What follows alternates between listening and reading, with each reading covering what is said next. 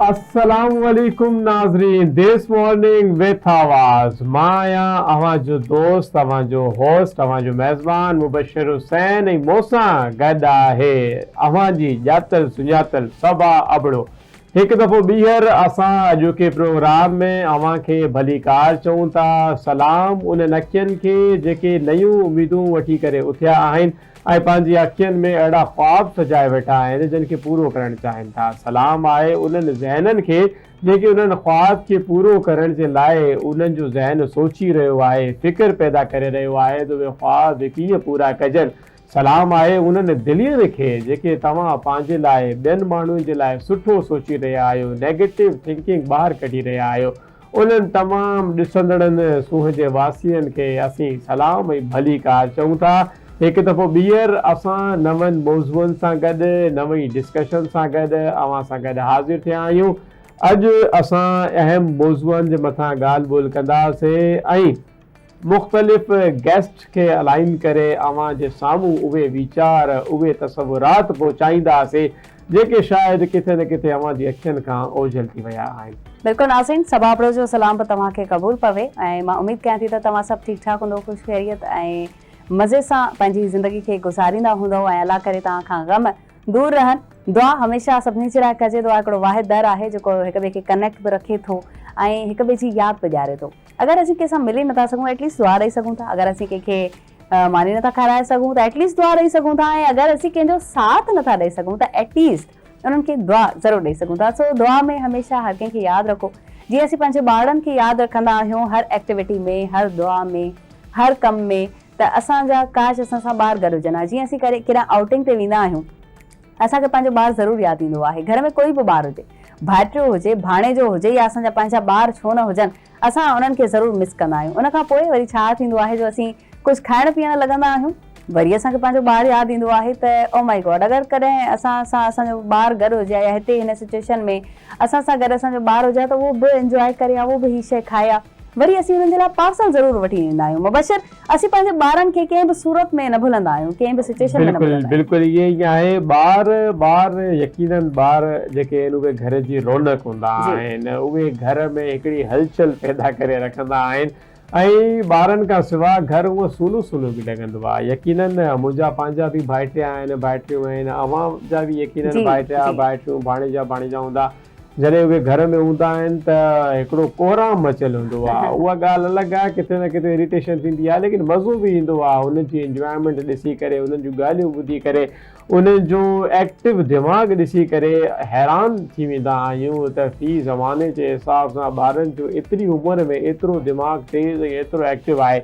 ऐं यकीनन हींअर जॾहिं तव्हां असांजो प्रोग्राम ॾिसी रहिया आहियो त यकीनन अव्हां सां गॾु बि अव्हांजा ॿार वेठा हूंदा। असां उन्हनि खे बि मोहबत जो सलाम अर्ज़ु कंदे पंहिंजे प्रोग्राम खे अॻिते वधाईंदासीं ऐं अॼु असां इहा ई ॻाल्हि ॿोल जो सिलसिलो शुरू कंदासीं त ॿारनि जी सुठी तरबियत कंहिं तरीक़े सां कजे, उनजो दिमाग़ एक्टिव कीअं रखिजे, कंहिं उमिरि में उन्हनि खे मोबाइल वग़ैरह जो अॼुकल्ह ज़मानो अची वियो आहे। इन्हनि शयुनि जे मथां बि कानून वग़ैरह ठहनि था पिया त मोबाइलनि जो ॿारनि जो इस्तेमालु करणु केतिरो नुक़सानकार हूंदो आहे, इहे बि असां ॻाल्हि ॿोल कंदासीं। सवाइ मूंखे यादि आयो अव्हांजो भाइटियो आहे हमास, उहो ॾाढो एक्टिव आहे माशाअल्लाह सां, त कीअं तव्हां उनखे एक्टिव रखंदा आहियो, उनजो छा हरकत हूंदियूं आहिनि तव्हांजे घर में? भला हरकत त ॿार ॾिसो, ॿार शरारत न करे त हुनखे ॿार न चइजे जी। ॿार जी शरारत खे पहिरीं ॻाल्हि त रोकजे न। ऐं असांजे वॾड़नि जी थोरी घणी आदत आहे त को अगरि ॿारु रड़ करे थो, का ॿारु हरकत करे थो त हुनखे फौरन सां टोके छॾींदा आहिनि, चुप करे वेहो, बसि करे वेहो। मां हिन ॻाल्हि जे ख़िलाफ़ु आहियां त मां पंहिंजे भाइटे खे बि इहो चयो त जेको तव्हांखे दिलि करे, जेकी तव्हांजी दिलि करे तव्हां उहा हरकत बि करे सघो था। हरकत में बरकत आहे, कॾहिं कॾहिं नुक़सान बि थींदो आहे। अच्छा, नुक़सान असांजा हूअं बि ज़िंदगी में घणा थी वेंदा आहिनि। अगरि ॿार कंहिं गिलास भञी बि छॾियो त कहिड़ी वॾी ॻाल्हि आहे, एटलीस्ट हुन मां सिखंदो ज़रूरु त मां हीअ हरकत कई त हीअ नुक़सान थियो आहे बल्कि फ़ाइदो न आहे थियो। ॿार खे रोकजे न। ऐं हमास माशाअल्लाह एक्टिव इन जे करे आहे जो असीं हुनखे कंहिं बि ॻाल्हि खां रोकींदा न आहियूं। नंढे हूंदे खां ई अगरि हुनखे कलर करण जो शौक़ु हो, अगरि भित ते कलर करे पियो त असीं हुनखे रोकियोसीं न। अगरि हुन का शरारत करण जी कोशिशि कई त असीं हुनखे रोकियोसीं न। इन सां ॿार जो माइंड क्रिएटिव थींदो आहे। ऐं ॿी ॻाल्हि इहा त असांखे ख़बर पवंदी आहे त असांजे ॿार में ख़ामियूं कहिड़ियूं आहिनि। हमास में बि ज़रूरु ख़ामी त आहे ऐं ख़ामियुनि खां इंसान या कोई बि ॿारु ख़ाली न आहे, यानी कि हू उर्दू में कमज़ोर आहे, हुन जी शिकायतूं आयूं त हू उर्दू लिखण में तमामु घणो कमज़ोर आहे ऐं तवजो ॾियो। उन खां पोइ हुनजी मदर हुनखे थोरी सख़्ती कई, हुन ते हुनजी टीचर सख़्ती कई, त मूं उन्हनि सभिनी खे सजेस्ट कयो त ॿारु आहे छॾे ॾियो, वक़्त सां गॾु हुन ते एतिरा बर्डन तव्हां न विझो, हुनखे ईज़ी रिलैक्स छॾींदव त हुनखे उर्दू छा हुनखे हर लैंग्वेज अची वेंदी। ज़रूरी न आहे त हर ॿारु हर सब्जेक्ट में परफेक्ट हुजे, तव्हांखे 100 मां 100 आणे ॾे, हर कंहिं में का न का ख़ामी हुजे थी। इन शइ खे अगरि मुबशिर असीं एक्सेप्ट कंदासीं न ॿार जी, त ॿारु असांजो माशाअल्लाह सुठो थी वेंदो। बिल्कुलु ईअं ई आहे नाज़रीन, यकीनन इहो प्रॉब्लम हर इंसान फेस करे रहियो आहे। असांजूं माइरूं, असांजूं भेनरूं जेके ॿार जी तरबियत करे रहियूं आहिनि, उहे हिन प्रॉब्लम खे फेस कंदियूं आहिनि। बाज़ औक़ात वालिदेन ज़्यादा स्ट्रिक्ट थी पवंदा आहिनि ॿारनि जे लाइ, ऐं पोइ ॿार पंहिंजे वालिदेन खां नंढी उमिरि में ई बदज़न थींदा आहिनि, उहे उन्हनि खां लवाइण जी कोशिशि कंदा आहिनि। असांखे कोशिशि इहा करणु घुरिजे त ॿारनि जी तरबियत जे हवाले सां नंढपिण में ई उन्हनि जा तव्हां दोस्त थी वञो, जेके उन जा माउ पीउ आहियो। जेकॾहिं माउ पीउ थोरा स्ट्रिक्ट आहे त उन जा जेके चाचा आहिनि, चाचियूं आहिनि, ख़ाला आहे, फुफो वग़ैरह आहे, उहा उन्हनि सां गॾु जेको आहे उहो क्लोज़ थी वञे, ताकी उहे पंहिंजा ॾुख, पंहिंजा वीचार अव्हां सां वंडी छॾनि। उन्हनि खे को बि प्रॉब्लम स्कूल लाइफ जे अंदरि या मोहल्ले जे अंदरि आड़े पाड़े में को महसूसु थिए पियो, को मुश्किलात पेश थी थिए पई, त उहो पंहिंजे उन क्लोज़ रिश्ते सां शेयर करे सघे। असांजे घर में बि वॾा इलाही ॿार आहिनि, नंढा ॿार बि आहिनि। मुंहिंजो पंहिंजो भाइटियो हसनैन अब्बास, हसनैन जी ॻाल्हि कयां मां तव्हांखे, त उनजी ज़िद खां त असां सभु तौबा कंदा आहियूं। जेकॾहिं उन कंहिं शइ जी ज़िद करे छॾी त पोइ बसि माना उहा शइ करणी आहे। पोइ भले उनखे तव्हां महीनो बि जेकॾहिं तव्हां टोकियूं कराईंदा रहो, महीने खां पोइ उहो उन ई नुक़्ते ते बीठो हूंदो जंहिं नुक़्ते तां हुनजी ॻाल्हि स्टार्ट थी हुई।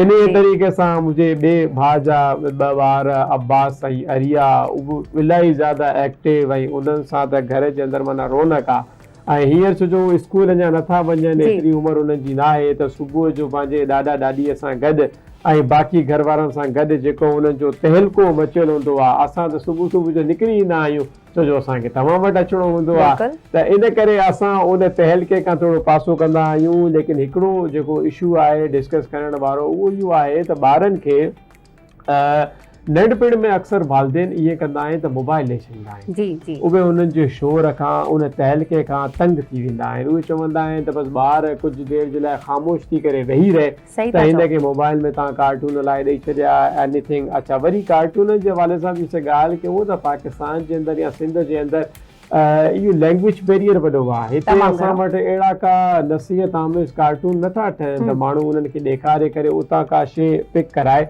त यकीनन असां वरी उन्हनि खे अंग्रेज़नि जा कार्टून या पाड़ेसरी मुल्क जा कार्टून ॾेखारींदा आहियूं, जिन में हिकिड़ो अलॻि शइ जूं रवायतूं उहे सिखंदा आहिनि। त इहा हिकिड़ी इलाही ज़्यादा अलार्मिंग सिचुएशन आहे। बिल्कुलु सही चई, ॿारनि खे बचाइणो आहे। तव्हां बिल्कुलु सही चयो मुबशिर। ऐं हिन में हिकिड़ी मां ॻाल्हि ज़रूरु एड कंदमि त मुंहिंजो ॿियो भाइटियो आलियान आहे, ऐं उहो वापसि अची जॾहिं इहे क्लिप्स ॾिसी जिन जी तव्हां ॻाल्हि कई ऐं कार्टून्स जी, ऐं हेठि लथो ऐं चई मुंहिंजी सुंदर बुआ अची वई। मां चई सुंदर किथां तव्हां सिखियो आहे?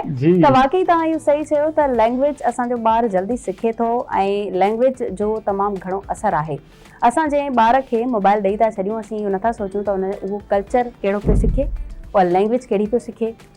असांखे पंहिंजे ॿारनि ते कंट्रोल करणो पवंदो, ऐं उहे जेके वेबसाइट्स आहिनि उहे असीं ब्लॉक बि करे सघूं था, जीअं मूं कयूं आहिनि घर में। तव्हां बि सभु करे सघो था, ऐं ॿार खे एथिक्स एंड एटिकेट सेखारणु लाज़मी आहिनि। अॼुकल्ह असांजो ॿारु मोबाइल में घणो गुम आहे, ऐं कोई अचे थो नंढो या वॾो, पहिरियां त हुनखे जॻह नथो ॾे, हुनखे सलाम करण जी का आदत न आहे, या वरी मोबाइल खणी ॿिए रूम में हली वञे। बिल्कुलु ईअं ई आहे, बिल्कुलु ईअं ई आहे। इहा इलाही ज़्यादा ख़राबु आदत आहे, ऐं असां इहा पंहिंजे घरनि में बि नोट कई आहे। जेके ॿार आहिनि उहे कोशिशि कंदा आहिनि वॾनि खां लवाइण जी कोशिशि कंदा आहिनि। अच्छा, जेकॾहिं असां उन्हनि खे मोबाइल ॾियूं बि था त उनजे मथां नज़र रखूं त उहो मोबाइल में छा हलाए रहियो आहे, छा ॾिसी रहियो आहे, कहिड़ी लैंग्वेज ॿुधी रहियो आहे, कहिड़ी वीडियोज़ ॾिसी रहियो आहे।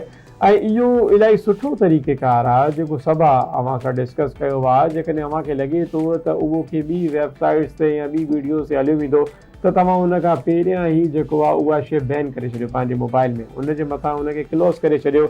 या अक्सर हाणे आर्टिफिशियल इंटेलिजेंस ज़मानो आहे, मोबाइलनि जो दौरु यकीनन आहे, असीं सम्झी सघूं था त यकीनन मोबाइल जे अंदरि तव्हां अहिड़ी सिक्योरिटी लॻाए था सघो त ॿार जेको आहे उहो ॿिए कंहिं शइ जी तरफ़ वञे ई न। बिल्कुलु लॻी जेका सघनि थियूं शइ तव्हां उन्हनि खे प्ले करे ॾिनी आहे उहा ई शइ तव्हांजी जेको आहे ॾिसंदो रहे। त असांजे घर जे ॿारनि खे बि इहा आदत आहे। असांजा जेके पंहिंजा भाइटिया आहिनि, हैदर थी वियो, समरीन थी वई, उहे जॾहिं मोबाइल मिलंदी आहे त पोइ कोशिशि कंदा आहिनि को कमिरो हाणे ॻोल्हियूं जिते असांजा असांजे मथां न हुजनि। त इहा आदत ख़तमु करण जे लाइ वरी वक़्त सां गॾु उन्हनि खे ट्रेन करणो पवंदो आहे। इंटरनेशनली सतह ते वॾा अहिड़ा कानून ठहनि था पिया जेके बाक़ाइदा स्ट्रिक्टनेस जेको आहे, ऐं पाकिस्तान जे अंदरि बि इन्हनि शयुनि खे फॉलो करणु घुरिजे। अहिड़ा मुल्क असां वटि आहिनि जीअं चीन जो जेकॾहिं असां ज़िक्र कयूं त उते ऑनलाइन गेमिंग जे मथां पाबंदी आहे। यानी जेको ॿारु आहे उहो 16 सालनि जी उमिरि ताईं उहो ऑनलाइन गेम नथो खेॾे सघे ऐं सिर्फ़ु सैटरडे जो ॾींहुं हुननि जे लाइ अलाउ हूंदो आहे। उन जा बि कुझु कलाक सिर्फ़ु उहो खेॾी थो सघे। इन तरीक़े सां जेकॾहिं असां फ्रांस में स्कूलनि जी ॻाल्हि कयूं त 15 सालनि खां घटि ॿारनि जे लाइ मुकमल तौर ते पाबंदी आहे। जेकॾहिं को पेरेंट्स हुनखे मोबाइल वग़ैरह ॾींदो त उन जे मथां स्ट्रिक्ट थींदी। ऐं चीन जी असां ॻाल्हि कई त चीन में जेकॾहिं तव्हांखे मोबाइल वठिणो आहे त बाक़ाइदा रियल नेम रजिस्टर्ड अव्हां जी जेको आहे उहो रजिस्ट्रेशन थींदी आहे। यानी अव्हां जे नाले सां उहो मोबाइल, उहो डेटा, हर शइ रजिस्टर्ड थींदी आहे ऐं हुकूमत उन जे मथां तवजो रखंदी आहे त हे पर्सन जंहिंजे नाले सां इहा आई डी ठहियलु आहे, हे कहिड़ी शइ पंहिंजी ॾिसी रहियो आहे या हे पंहिंजे मामूल जे मुताबिक़ ज़िंदगी कीअं गुज़ारे रहियो आहे। त उहो मुंहिंजे ख़्याल में जेकॾहिं पाकिस्तान में इएं थी वञे, हर मोबाइल जो डेटा असां वटि मतिलबु हुकूमत वटि हुजे त सबा छा इस्तेमाल करे रही आहे, छा वीडियो ॾिसी रही आहे, मुबशिर छा करे रहियो आहे, त तव्हां छा था सम्झो छा थींदो? अच्छा, असांजे पाकिस्तान में पहिरीं ॻाल्हि त मां इहा कंदमि त जेके असांजा सियासी मामला मसला हलनि पिया असांजे पाड़ेसरी मुल्कनि सां, बसि उन्हनि जो मूवीज़ घणियूं पसंदि कंदासीं, नालो नथा खणूं, उन्हनि खे बैन करण जो तव्हां फ़ाइदो ॿुधायो। बसि मूंखे हिकिड़ी ॻाल्हि ॿुधायो त असां वटि जेके सिनेमाज़ में उहे मूवीज़ लॻंदियूं हुयूं उहे लॻण बंदि थी वियूं, छा हिन सां दुश्मनी ख़तमु थी वई मुबशिर?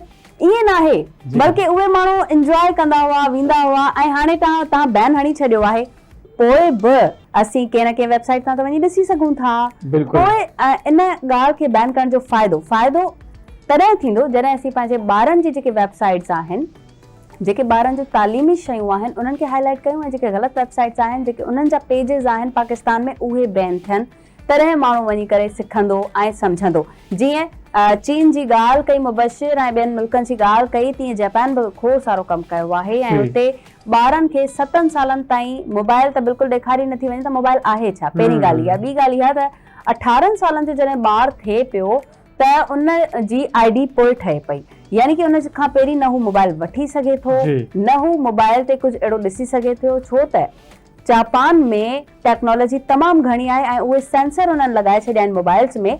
अगरि पेरेंट्स खां मोबाइल वठनि बि था, अगरि का वेबसाइट यूज़ कनि था या कंहिं साइट ते वञी करे कुझु ॾिसनि था या कंहिं अहिड़ी ग़लति एक्टिविटी में वञनि था त फौरन पुलिस पहुची वञे थी उन्हनि जे घर त तव्हांजे ॿार हीअ मोबाइल खईं आहे, छो खईं आहे, असांखे वज़ाहत ॾियो।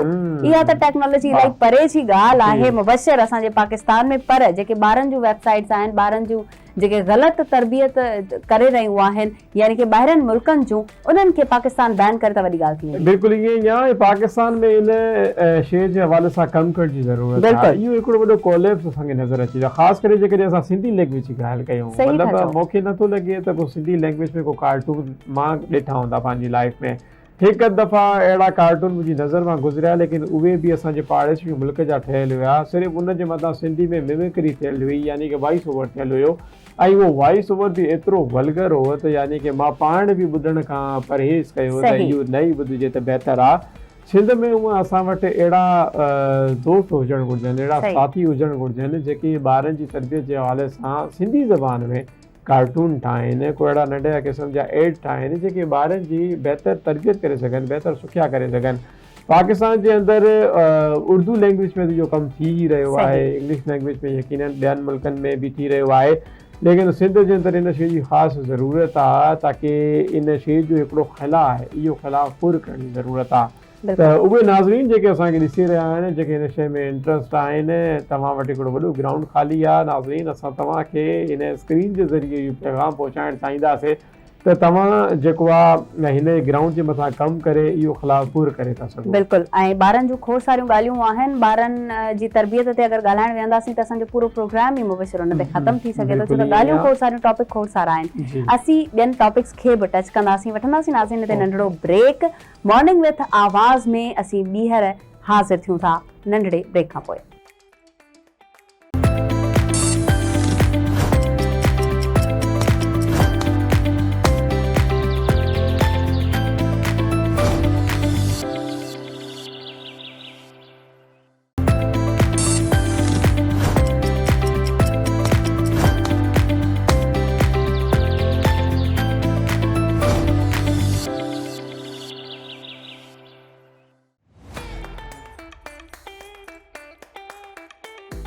वेलकम बैक नाज़रीन, welcome back in morning with आवाज़। ही प्रोग्राम ॾिसी रहियो तव्हां लाइव आवाज़ टीवी ते। असीं तव्हां सां गॾु आहियूं, खोड़ सारा टॉपिक डिस्कस कयूं पिया, पर हिन वक़्तु जेको टॉपिक असीं डिस्कस करण वञी रहिया आहियूं उहो बि अहम टॉपिक चई सघिजे थो, यानी कि पेपर्स। असांजा जेके फर्स्ट ईयर इंटर जा ॿार पेपर ॾेई रहिया आहिनि, कीअं ॾेई रहिया आहिनि, भई सूरत हाल छा आहे, बिजली किथे आहे, पाणी जो इस्तेमालु कहिड़ो थिए पियो, या वरी पेपर्स जेके ॾिना पिया वञनि छा उहे विदाउट चीटिंग आहिनि या चीटिंग सां गॾु। असीं पेपर अॼु ॾींहं ताईं ॾिसी रहिया आहियूं, ॿुधी रहिया आहियूं, ऐं खोड़ सारियूं अहिड़ियूं न्यूज़ बि असीं हाईलाइट करे रहिया आहियूं त हिन वक़्त ताईं जेको चीटिंग आहे जेका उहा ख़तमु न आहे थी सघी। असांजो इहो कल्चर, चीटिंग कल्चर कॾहिं आख़िर ख़तमु थींदो, छो त असांजे स्टूडेंट्स जो मुस्तक़बिल तबाह थी रहियो आहे।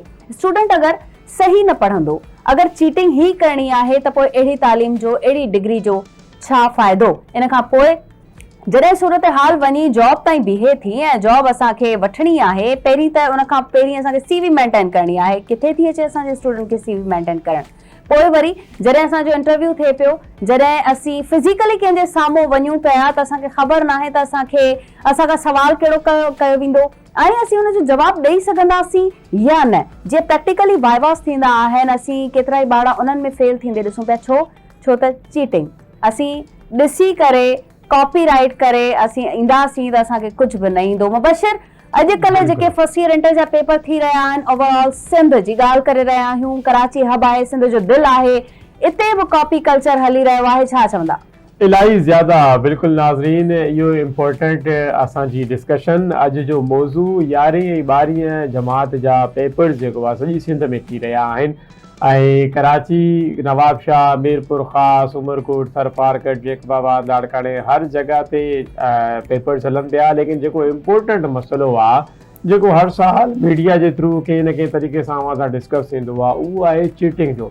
ऐं हिन दफ़ो त को कोहराम मचियल आहे बाक़ाइदा, यानी कि चीटिंग जी धूम मची पई आहे। ऐं हाणे 2 ॾींहं पहिरियां असां ॾिठोसीं त कराचीअ जे अंदरि हिकिड़ो बाक़ाइदा ग्रुप जेको आहे गिरफ़्तार कयो वियो आहे। उहो बाक़ाइदा सभा व्हाट्सएप ग्रुप ठाहे करे 11-12 हज़ार स्टूडेंट उन ग्रुप जे अंदरि एड हुया ऐं उन्हनि वटि हिकु ॾींहुं पहिरियां पेपर ईंदो हुयो ऐं उहो बाक़ाइदा सोल्व थियल पेपर उन ग्रुप में सेंड कंदा हुया।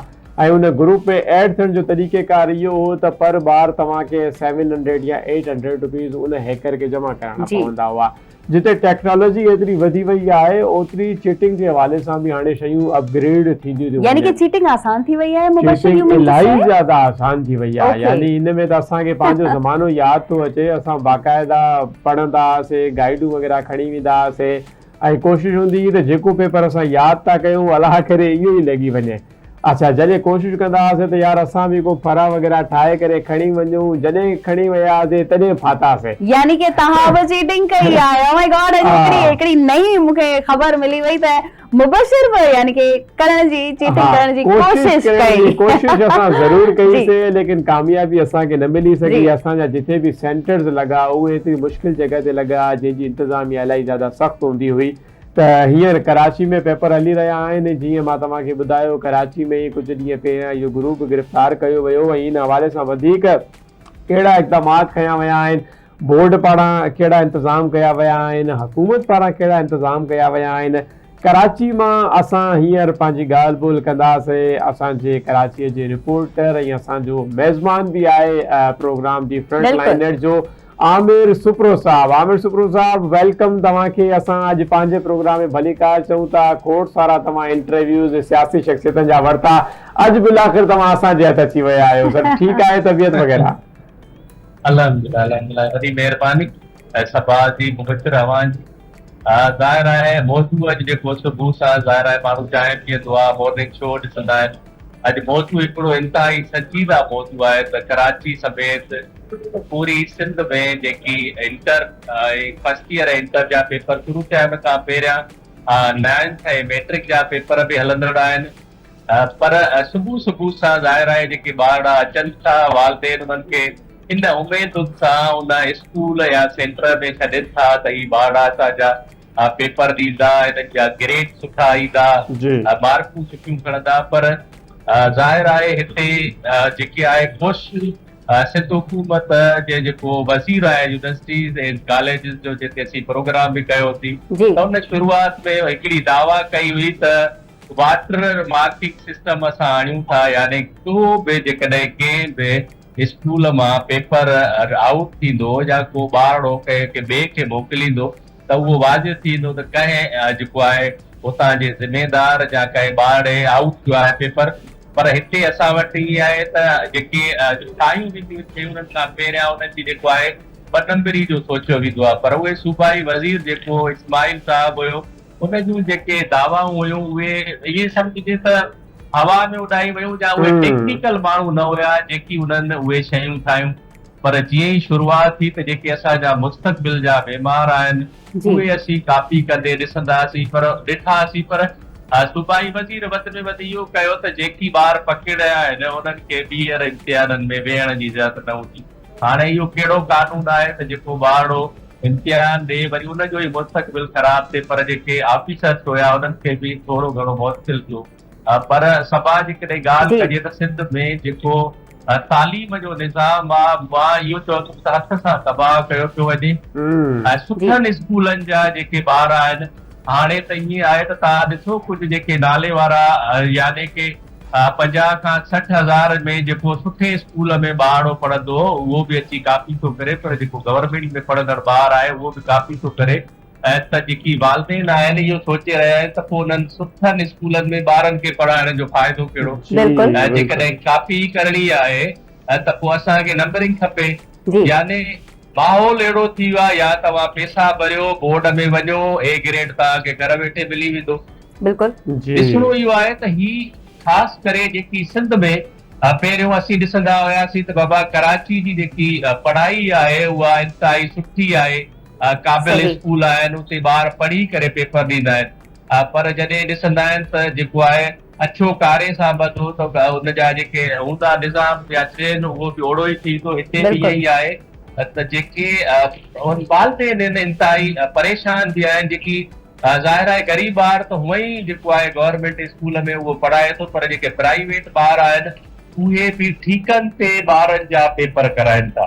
यानी जेकॾहिं तव्हांजो स्कूल आहे त तव्हां उन पूरे स्कूल जो जेको हुते जिथे उन्हनि जो सेंटर लॻे थो उहो सॼो ठीकु ॻाल्हाइनि था त पर ॿार जा असीं तव्हांखे एतिरा ॾींदासीं, पर उहे ॿारनि खे कापी फुल मिलणु घुरिजे ऐं उहे ॿार पास थियणु घुरिजनि। त हाणे ॾिसो जेकॾहिं इहो निज़ाम हूंदो त इहे असांजा ॿार पढ़ंदा किथां। मीडिया ते अवां ख़बरूं ॾिसो था त कापी जी धूम थी हले, व्हाट्सएप ग्रुप ठाहिया वञनि था, यानी हिकु ग्रुप में हज़ारे ॿारड़ा आहिनि जेकी उतां पेपर खणी करे उहे हल कनि था। त पोइ छा हज़ारनि माण्हुनि खे किथे बि हुकूमत नथी पकिड़े सघे? हुकूमत जूं जेके दावाऊं आहिनि मूंखे लॻे थो त इहे जीअं अॼुकल्ह डोनाल्ड ट्रम्प जा जेके बयान आहिनि न उहे ई असांखे लॻंदो आहे त जेकी सिंध जा कंप्लीटली तौर ते आमिर साहब सभा उहो बिज़नेस शुरू थी वियो आहे बाक़ाइदा, माण्हू त कमाइनि था पिया प्रॉपर्टी। प्राइवेट स्कूल्स त हूअं बि बिज़नेस करण लाइ ई एजुकेशन फराहम कनि था, बल्कि एजुकेशन फराहम कनि किथे था? असांजी सिंधी असांजो जेको सिंधी सिलेबस आहे उहो स्कूलिंग में पढ़ायो नथो वञे, स्कूलिंग में शामिल न कयो वियो आहे। इंग्लिश स्कूल्स उनखे शामिल करण खां शायदि डिॼल आहिनि या वरी हिनखे का अलाए कहिड़ी शइ सम्झी वेठा आहिनि जो असांखे सिंधी सिलेबस शामिल न आहे करणो। फर्स्ट ऑफ ऑल देन ॻाल्हि अचे थी कॉपी कल्चर जी, त वाकई AI जे ज़माने में हेतिरी डिजिटलाइज़ेशन जे ज़माने में बि असीं कॉपी करे पास थियूं पिया, असांजे ॿारनि जो मुस्तक़बिल किथे आहे? ॿियो आमिर साहब मां तव्हांखां ज़रूरु इहो पुछणु चाहींदमि त टीम्स हिकिड़ियूं ठाही वेंदियूं हुयूं जेके चेक एंड बैलेंस रखंदियूं हुयूं ऐं हर स्कूल में वेंदियूं हुयूं, इहे किथे आहिनि? छा हिन वक़्तु इहे टीम्स कमु न पियूं कनि? सभा ॾिसो, जीअं मूं ॿुधायो त पूरो डिपार्टमेंट ई जेकॾहिं करप्शन जे वर चढ़ियल हुजे, उन्हनि टीमुनि जो बि उनमें सिस्टम आहे। मूं हींअर ई कुझु स्कूल विज़िट कया त उन्हनि में स्कूल जे ॿाहिरां जेकी एजेंट आहिनि उहे टोलनि जी सूरत में वेठल आहिनि। यानी तव्हां 1500 या 1000 रुपया उन्हनि एजेंटनि खे ॾियो, उन्हनि पेपर कराइण जी ज़िम्मेवारी सिर्फ़ उन्हनि जी आहे। अव्हांखे अलॻि रूम में वञी विहारींदा, तव्हां मुकमल पेपर कयो, उन खां पोइ वापसि घर हलिया वञो। त ज़ाहिर आहे प्राइवेट स्कूलनि ते असीं इल्ज़ाम लॻायूं था, पर जेकी पहिरियां जेकी ऑफिसर्स हूंदा हुया, विज़िट कंदा हुया त बाबा हिन स्कूल में हिन एरिया में तव्हां ॾिसंदो की ॿार काफ़ी कनि था नथा कनि। त ही तमामु मिलियल हिकिड़ी गैंग आहे। ऐं मां जीअं अव्हांखे ॿुधायो त स्कूल जॾहिं स्कूल जॾहिं खयो वञे पियो इम्तिहान जे लाइ, त उन में बि रेट था लॻनि। लखे रुपयनि जे एवज़ जेको आहे उहे सेंटर मिलनि था। जी बिल्कुलु वधीक पैसा ॾींदो उन्हनि जो। यानी पहिरियां उहो रेट लॻे थो त बाबा तव्हांखे स्कूल खणणो आहे, जेकॾहिं तव्हांखे सेंटर खणणो आहे त तव्हांखे एतिरा पैसा पहिरियां उते जमा कराइणा पवंदा। जेकॾहिं सूरत हाल इहा हुजे जेको माण्हू स्कूल प्राइवेट खणी ईंदो ठीके में, इहो इलाही वॾो इंकशाफ आहे आबिर साहब अवां पारां। यकीनन असांजे नाज़रीन जे लाइ बि इहा हैरान कंदड़ शइ आहे। नाज़रीन, मां ॿुधी रहिया आहियो, असांजा साथी ॿुधाए रहिया आहिनि त बाक़ाइदा जिते सेंटर्स लॻा आहिनि उन्हनि जूं बाक़ाइदा ॿोलियूं लॻायूं वयूं आहिनि। ऐं ॿोलियूं लॻाइण खां पोइ देन जेको आहे उहे सेंटर्स उन्हनि खे मिलिया आहिनि। हाणे जेके सेंटर्स लॻाई ॿोलियूं लगाए आहिनि, पैसा ॾेई करे मिलिया आहिनि, त लाज़मी ॻाल्हि आहे, इहो असूल आहे त उहो सभिनी खां पहिरियां पंहिंजी रिकवरी कंदा। आमिर भाई, इहो ॿुधाइजो हिन में जेकॾहिं असां हुन लाइटर नोट थोरो डिस्कस कयूं ॻाल्हि, त छा रेट हली रहियो आहे पर पर्चे जो या सेंटर वग़ैरह वठण जो? त सवा तव्हां जेकॾहिं मूंसां बिज़नेस शेयर कयो त कारोबार भलो आहे, इहो असां करे ॿारनि जो मुस्तक़बिल तबाह करण लाइ कोई कारोबार न कयो वेंदो मुबशिर। जी आमिर साहब। न ॾिसो, पर ॿार जेकी पेपर हले पियो उहो 1500 खां 2000 तव्हां ॾियो।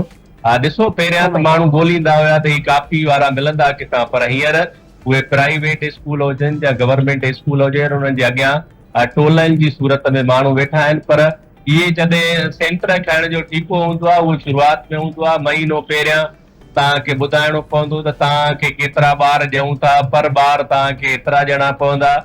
त ज़ाहिर आहे ही इंतिहाई वॾो ठीकु आहे। पहिरियों असां ॾिसंदा हुआसीं त जेके पुलिस वारा आहिनि उहे पैसनि ते SHO लॻंदा हुया, पर हीअ जेके सेंटर्स आहिनि उहे बि पैसनि ते ॾिना वञनि था। त ज़ाहिर आहे उमेद कहिड़ी रखिजे।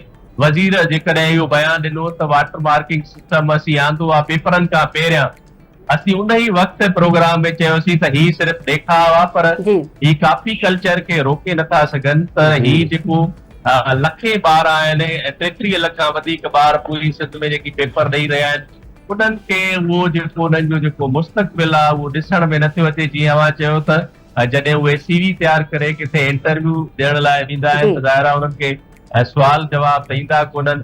पर ख़ासि करे जेकी इंटरनेशनल जेकी ऑफिसिस लाइ माण्हू रखंदा आहिनि, त उहे ॾिसंदा आहिनि त ही ॿारु कहिड़े यूनिवर्सिटी मां या कहिड़े स्कूल मां जेको आहे डिग्री करे। ज़ाहिर आहे डिग्री जेको आहे उहा असास हूंदी आहे। जेकॾहिं तव्हां ॾिसो NED यूनिवर्सिटी जी डिग्री ऐं खीरपुर यूनिवर्सिटी जी डिग्री में ॾींहुं राति जो फ़र्क़ु हूंदो। ज़ाहिर आहे रोज़ानो असीं ॾिसूं था त बाबा खीरपुर यूनिवर्सिटी मां सवे कूड़ियूं डिग्रियूं जेको आहे माण्हुनि खे ॾिनियूं वयूं। त ज़ाहिर आहे इहो असरु पवे थो। ऐं ॿार जेके आहिनि ख़ासि करे तालीम ॾांहुं तवजो ॿारनि जो तमामु हटी वियो आहे। ॿार जेके आहिनि अॼुकल्ह मोबाइल में रुधल आहिनि। तव्हां ॾिसंदो त जेकॾहिं 2-3 साल जो ॿारु आहे त उहो सुबुह खां वठी राति ताईं मोबाइल ॾिसे थो। ऐं हुनखे इहा पक आहे, हुनजे पीउ खे बि इहा पक आहे त मां 5 रुपया ख़र्च करे या कंहिंखे ॾेई करे फुल कॉपी कराए पंहिंजे ॿार खे जेको आहे पास कराईंदुमि। पर ही सोचण जहिड़ी ॻाल्हि आहे। ही इंतिहाई संजीदगी सां हिनखे सिंध हुकूमत खे वठणु घुरिजे त ही जेके ॿार आहिनि उन्हनि जो मुस्तक़बिल कहिड़ो आहे। जेकॾहिं तनक़ीद माण्हू पहिरियों कंदा हुया त बाबा लाड़काणे जा जेके स्कूल आहिनि उनजी पढ़ाई सुठी कोन्हे, फिलाणे ज़िले जा जेके स्कूल आहिनि उन्हनि जी पढ़ाई कोन्हे, पर हाणे ख़ासि करे कराची जेको इंटरनेशनल सिटी आहे, तमामु सुठी तालीम हूंदी, उन्हनि सुठनि स्कूलनि जा ॿार बि मजबूर आहिनि त असीं कॉपी कयूं ऐं नंबरिंग जेको आहिनि सिर्फ़ु असांखे नंबरिंग खपे। आमिर साहब, असां वटि टाइम बिल्कुलु थोरो आहे। आख़िर में मां तव्हांखां सवाल हिकिड़ो नंढो सवाल ज़रूरु कंदमि त आख़िर केसि ताईं कॉपी कल्चर, आख़िर केसि ताईं फ्यूचर छा पिया ॾिसो? ॾिसो, फ्यूचर जेकॾहिं ज़ाहिर आहे ही मामलात वफ़ाक़ी या सिंध हुकूमत खे ॾिसणा आहिनि। जेकॾहिं माण्हू चाहे जीअं टेस्टियूं थींदियूं आहिनि, सुठा क़दम खणनि, यानी कि भले उहो ॿारड़ो पास न थिए पर उनजी पढ़ाई सां जेको आहे न खेॾियो वञे ऐं तमामु जेके नुमाइंदा आहिनि उहे जेको आहे उन ते तवजो ॾियनि।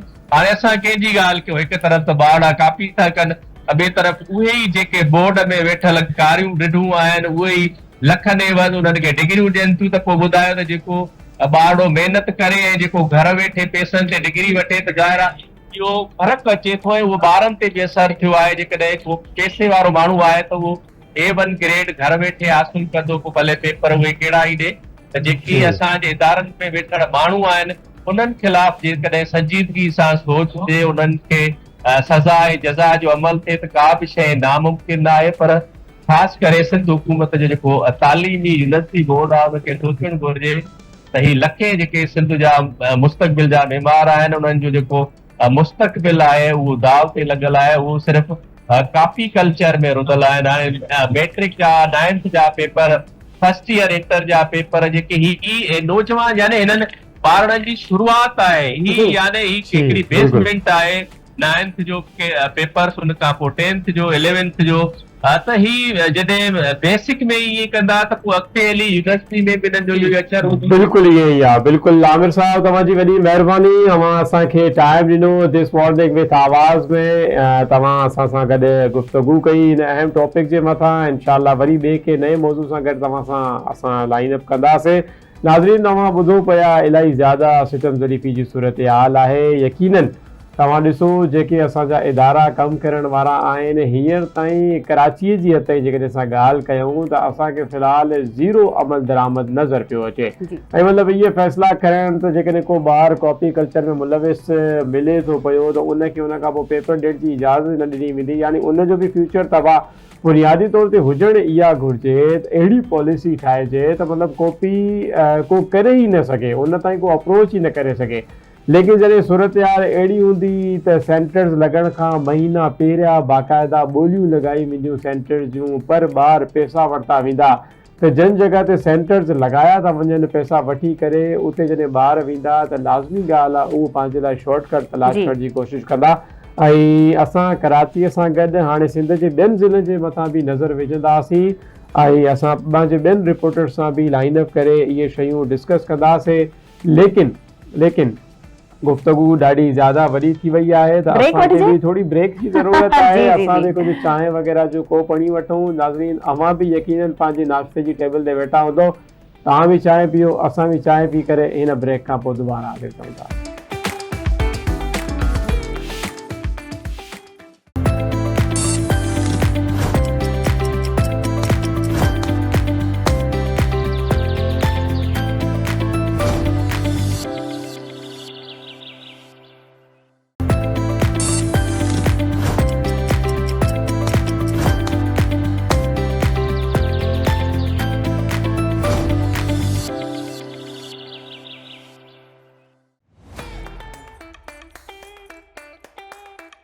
वेलकम बैक नाज़रीन, हिकु दफ़ो ॿीहर तव्हांजी ख़िदमत में मां मुबशिर हुसैन सबा बड़ो मौजूदु आहे। असांखे पूरी उमेद हुई त तव्हां असांजी स्क्रीन छॾे न वेंदो ऐं हिते ई मौजूदु हूंदो, छो जो असां जंहिं मौज़ू जे मथां ॻाल्हाए रहिया आहियूं इलाही अहम मौज़ू आहे ऐं तव्हांजे पंहिंजे घर जो मौज़ू आहे, यानी कि तव्हांजे ॿारनि जे मुस्तक़बिल जो मौज़ू आहे। असां कोशिशि करे रहिया आहियूं त इन मसइले जे मथां एड्रेस करे इन जे मथां कुझु बहितर इक़दामात थी सघनि। जेकॾहिं हुकूमती सतह ते इदारनि जे सतह ते न बि थी सघिया त as a parents as a ॿार तव्हांखे इन शइ जे मथां इनिशिएट वठणु घुरिजे। इन खां पहिरियां ब्रेक खां पहिरियां कराचीअ जी असां सूरत हाल जो जाइज़ो वरितो ऐं बोर्ड जे एग्ज़ाम्स 11वीं 12वीं जे हवाले सां असां पंहिंजे रिपोर्टर आमिर सुप्रो साहब सां हाल अहिवाल कया।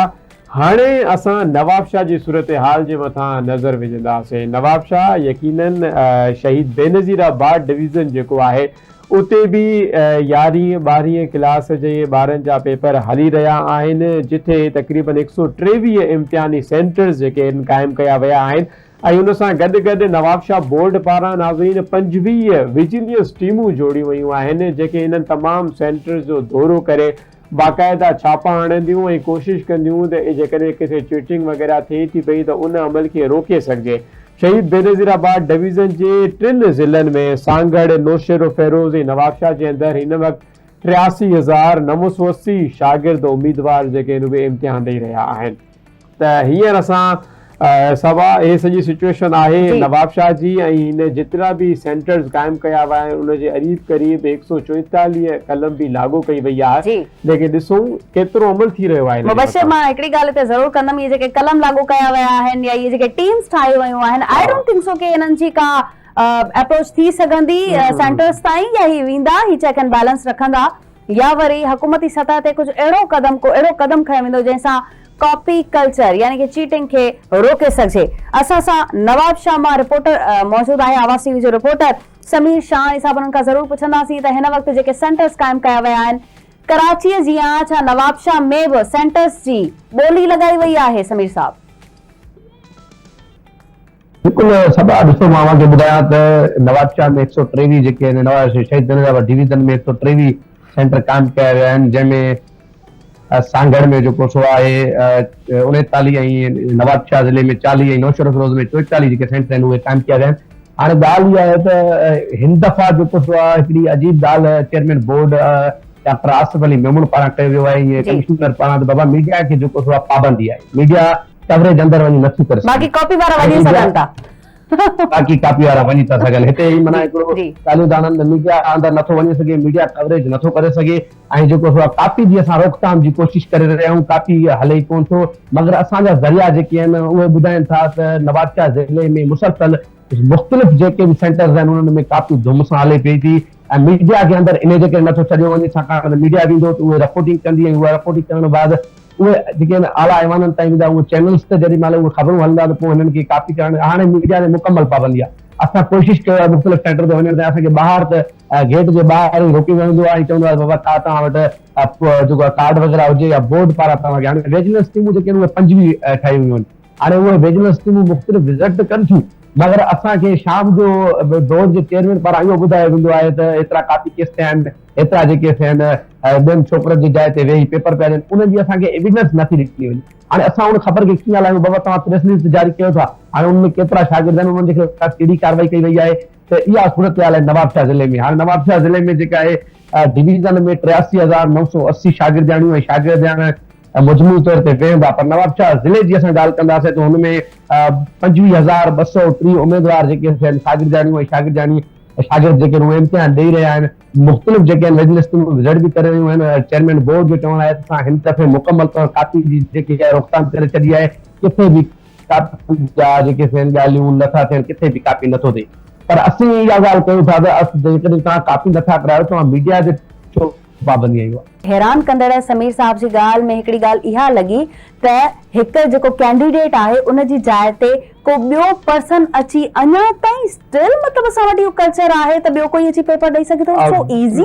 बिल्कुलु इहो इलाही ज़्यादा ईज़ी आहे, ऐं तव्हां ॾिसो हिन में असां वटि इहे शयूं नज़र में ईंदियूं आहिनि, एडमिट कार्ड जे मथां बाक़ाइदा तस्वीर चेंज थी वेंदी आहे। असल प्रॉब्लम त इहा आहे जेको स्टिल असां जेको एडमिट कार्ड जारी था कयूं उहो बि यानी कि फिज़िकल हिकिड़े कागज़ जो टुकड़ो हूंदो आहे असां वटि, जंहिंजे मथां सेंटर जो नालो या उनजी तस्वीर वग़ैरह लिखियल हूंदी आहे। इन तरीक़े सां त असां इहे शयूं डिस्कस कंदा रहंदासीं। असांखे ज्वाइन कयो आहे लाड़काणे मां रशीद समो साहब बि, लाड़काणे जे ब्यूरो चीफ, त असां रशीद समो साहब सां बि इंशाल्लाह डिस्कशन कंदासीं। हींअर असीं नवाब शाह जे मौज़ू जे मथां आहियूं त ॾिसो सवा केतिरो वॾो आहे असां वटि, इहो हिकिड़ी वॾी प्रॉब्लमेटिक शइ आहे। ऐं वरी सभिनी खां वॾी ॻाल्हि इहा एआई जे ज़माने में, डिजिटलाइज़ेशन जे ज़माने में हिन वक़्त ताईं बि इहो इशू आहे। हा, ऐं जे तरफ़ समीर तवज्जो ॾियारी त मीडिया जे मथां पाबंदी लॻी पई आहे। मीडिया जे मथां छो? मीडिया तव्हांजा इहे जेके बि कारा चिठा आहिनि इहे वाखा थी करे, मीडिया पंहिंजो किरदारु अदा थी करे, त इन करे तव्हां मीडिया जे मथां पाबंदी लॻाए करे तव्हीं इहो पिया सम्झो त जेको असांजो इहो 2 नंबरीअ जो कमु, इहो कारोबार जो कमु, पैसा कमाइण जो कमु, ॿारनि जो मुस्तक़बिल ख़राब करण जो रहियो आहे, उहो डिस्टर्ब न थिए, उहो हलंदो रहे, त यकीनन मीडिया त ॾिसो पंहिंजो किरदारु अदा कंदो रहंदो के तरीक़े सां। हिते असांखे तव्हां जीअं ॿुधायो त लाड़काणे खां असांजो रिपोर्टर असांखे जॉइन कयो आहे रशीद समो साहब। अस्सलाम वालेकुम, तव्हांखे वेलकम कयूं था मॉर्निंग विथ आवाज़ में। वालेकुम सलाम, थैंक यू। रशीद समो साहब, जीअं पेपर्स जी ॻाल्हि हले पई, फर्स्ट ईयर इंटर जा पेपर हुजनि या मैट्रिक बोर्ड जो पेपर हुजे, चीटिंग कल्चर, कॉपी कल्चर हिन वक़्त ताईं रुकी न आहे सघियो, छा चवंदा? हिते कहिड़ी सूरत हाल आहे लाड़काणे में? ॾिसो, बिल्कुलु ही पुराणे दौर जी ॻाल्हि कयूं त उते तमामु उन वक़्तु सोलो हूंदो हो, हिकु माण्हूअ जे बदिरां ॿियो माण्हू उन जे बदिरां वेहंदो, छो त उहो हुनजो जेको माण्हूअ जो फोटू हो उहो फोटू मटाए माण्हू वेहंदा। पर हाणे जेको आहे डिजिटल AI जो दौर आहे, इहो तमामु ॾुखियो थी वियो आहे। जेको बि माण्हू अहिड़े क़िस्म जी कापी करे थो, चीटिंग करे थो, या पंहिंजे बदिरां ॿिए कंहिं पंहिंजे भाउ या पंहिंजे सोट या पंहिंजे मासात खे विहारे थो, छो त कंहिं दौर में कंहिं ज़माने में ईअं हूंदो त को माण्हू इस्लामाबाद हूंदो या के माण्हू कराची रहंदा हुआ या के हैदराबाद रहंदा, त उन्हनि जा जेके माइट मिट हूंदा उहे ज़ाहिरी ॻाल्हि आहे लाड़काणे में हूंदा, त उहे पंहिंजे ॿारनि खे, पंहिंजे मिटनि माइटनि खे पंहिंजे ॿारनि जे बदिरां विहारींदा। पर हाणे इहो तमामु घणो इम्पॉसिबल थी पियो आहे, इम्पॉसिबल आहे। हिन वक़्तु लाड़काणे डिवीज़न लाड़काणो हुजे, कंबर शहदाद कोट हुजे, शिकारपुर, जेकमबाद, कंदकोट, कशमोर समेत दादू ज़िले जा 2 तालुका आहिनि, केन शाह ऐं मेड़। इन्हनि में जेका आहे लाड़काणे में जेका आहे इंटर ऐं जा जेके इंटरमीडिएट जा जेके इम्तिहान आहिनि उहे शुरू थी विया आहिनि।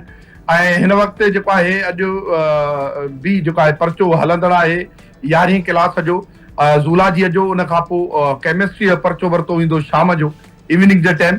पर हिन वक़्तु सूरत हाल इहा आहे त लाड़काणे जी जेकॾहिं मां तव्हांखे डिवीज़न जे ऐं दादू ज़िलनि जे 2 तालुकनि जी ॻाल्हि कयां त टोटल जेके उमेदवार आहिनि उहे 97,291 जेके आहिनि उमेदवार हिसो वठी रहिया आहिनि, शागिर्द आहिनि जेके आहिनि उहे इम्तिहान ॾेई रहिया आहिनि। ऐं टोटल 135 इम्तिहानी सेंटर क़ाइमु कया विया आहिनि, 27 विजिलेंसी टीमियूं जेके आहिनि उहे जोड़ी वयूं आहिनि, जंहिंमें 15 बोर्ड जूं आहिनि ऐं 12 तालीम खाते जूं आहिनि। ऐं हिन वक़्तु मां तव्हांखे ॿुधायां त टोटल जेके इन 97,000 जेके शागिर्द आहिनि जेके इम्तिहान ॾेई रहिया आहिनि, उन्हनि में हिन वक़्तु ताईं जेके 360 उमेदवारनि खे कापी केस कयो वियो आहे, छो त ही सूमर खां इम्तिहान शुरू थियो 11 ऐं 12 जो। 360 उमेदवारनि खे जेके 360 जेके शागिर्द ऐं शागिर्दियाणियूं आहिनि उन्हनि खे कापी केस कयो वियो आहे। 197 जेके शागिर्द ऐं शागिर्दियाणी आहिनि उहे आहिनि जेके ॿियनि जे बदिरां पेपर पाजनि। मां तव्हांखे अॻ में इहा ई ॻाल्हि करे हुयमि त इहो अफ़सोस जहिड़ी ॻाल्हि आहे, AI जो दौर आहे ऐं इहो माण्हूअ खे पाण खे सम्झणु खपे त इहो तमामु इम्पॉसिबल आहे, तमामु ॾुखियो कमु आहे ॿिए जे बदिरां, छो त हाणे जेके शिल्पियूं थियूं निकिरनि उहे कंप्यूटराइज़ शिल्पियूं आहिनि ऐं हाणे उहो दौर कोन्हे मैन्युअल जो। लाड़काणो बोर्ड जी जेकॾहिं मां तव्हांखे ॻाल्हि ॿुधायां त लाड़काणो बोर्ड मां सम्झंदुमि त हैदराबाद खां वठी ऐं सखत ताईं ही वाहिद लाड़काणो बोर्ड आहे जेको कंप्यूटराइज़ आहे, सॼो रिकॉर्ड हिननि जो कंप्यूटराइज़ आहे, उथंदे हिननि कंप्यूटराइज़ कयो रिकॉर्ड। ऐं हिन वक़्तु बि मैन्युअल सिस्टम हिते आहे ई कोन। तव्हांजो जेको ॿारु आहे उहो हिननि जो मैकेनिज़म एतिरो मज़बूत हिननि जोड़ियो आहे जो जेको तव्हांजो ॿारु आहे उहो इम्पॉसिबल आहे जो ॿिए जे बदिरां उहो वेही सघे। त रशीद साहब इहो ॿुधाइजो लाड़काणो बोर्ड जी जेका इंतज़ामिया आहे उहो कंहिं तरीक़े सां टेक्नोलॉजी यूज़ थी करे, उहे जेके 360 उम्मीदवार पकता विया आहिनि हिननि जी, उन्हनि जी निशानदी कीअं थी थिए त हे ॿिए कंहिं जॻह ते वेठा आहिनि, टेक्नोलॉजी जो कीअं इस्तेमालु कयो थो वञे ताकि ॿिया बोर्ड्स बि को लाड़काणो बोर्ड मां सिखिया हासिल करे सघनि?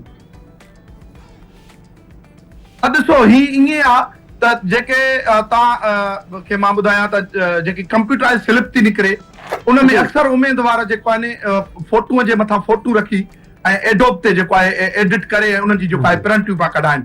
ऐं चेयरमैन जेको बोर्ड आहे ख़ालिद महर, उहो मुख़्तलिफ़ इम्तिहानी सेंटरनि जो दौरो रोज़ाने जे बुनियाद ते करे थो ऐं हू जेको आहे उन्हनि जी जेके टीमियूं आहिनि उहे जेके जोड़ी वयूं आहिनि बोर्ड जे तरफ़ां, तक़रीबन उन्हनि बोर्ड जे तरफ़ां जेके जोड़ियल टीमियूं आहिनि उन्हनि इहो जेको आहे उन्हनि ॿारनि खे पंहिंजो पकतो आहे।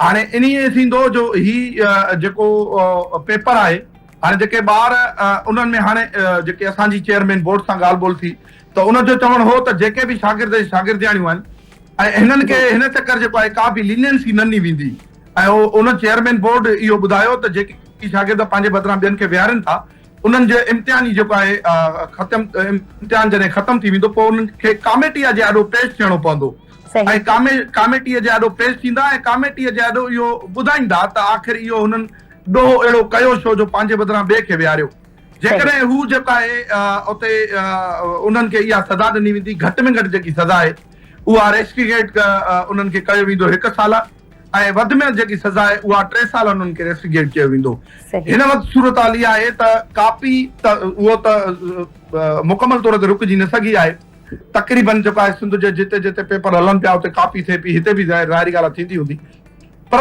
तव्हां मां तव्हांखे ॿुधायां त जेको ॿार खे पकड़णो आहे उहो जेकी विजिलेंसी जेके टीमियूं जुड़ियल आहिनि उन्हनि जो वॾो रोल आहे पकड़ण जो ऐं माफ़ बि कनि त उन्हनि जे ई हथ में आहे छो त शागिर्द ॾे वञनि उहे थियूं पेपर उहे थियूं चेक कनि ऐं NIC ज़ाहिरी ॻाल्हि आहे जेकॾहिं आहे जीअं वेफार्म आहे या उनजी जेके शिल्पियूं आहिनि उहे चेक कनि पियूं त उन में जेको ॿार जेको आहे पंहिंजे बदिरां ॿिए खे पोइ विहारे या कापी पोइ करे त उन्हनि खे फौरन इम्तिहानी सेंटरनि मां ॿाहिरि कढियो पियो वञे ऐं उन्हनि खे जेको आहे इहो चयो पियो वञे त जॾहिं ही इम्तिहान ख़तमु थींदा पोइ हिकिड़ी कमेटी जेकी आहे तालीमी बोर्ड तरफ़ां जोड़ी वेंदी उन जेके 27 विजिलेंस टीमूं तयार कयूं वयूं आहिनि जेके छापा हणनि थियूं पयूं इन जी निगरानी केरु करे रहियो आहे जीअं कुझु देरि पहिरियां असां कराची मां बि इहे तासुरात रिपोर्टर खां वठी रहिया हुआसीं त हुननि जो चवणु इहो ई हो त पूरो बोर्ड पूरो इदारो ई करप्शन जो गढ़ बणियल आहे यानी जेकॾहिं विजिलेंस टीम वारा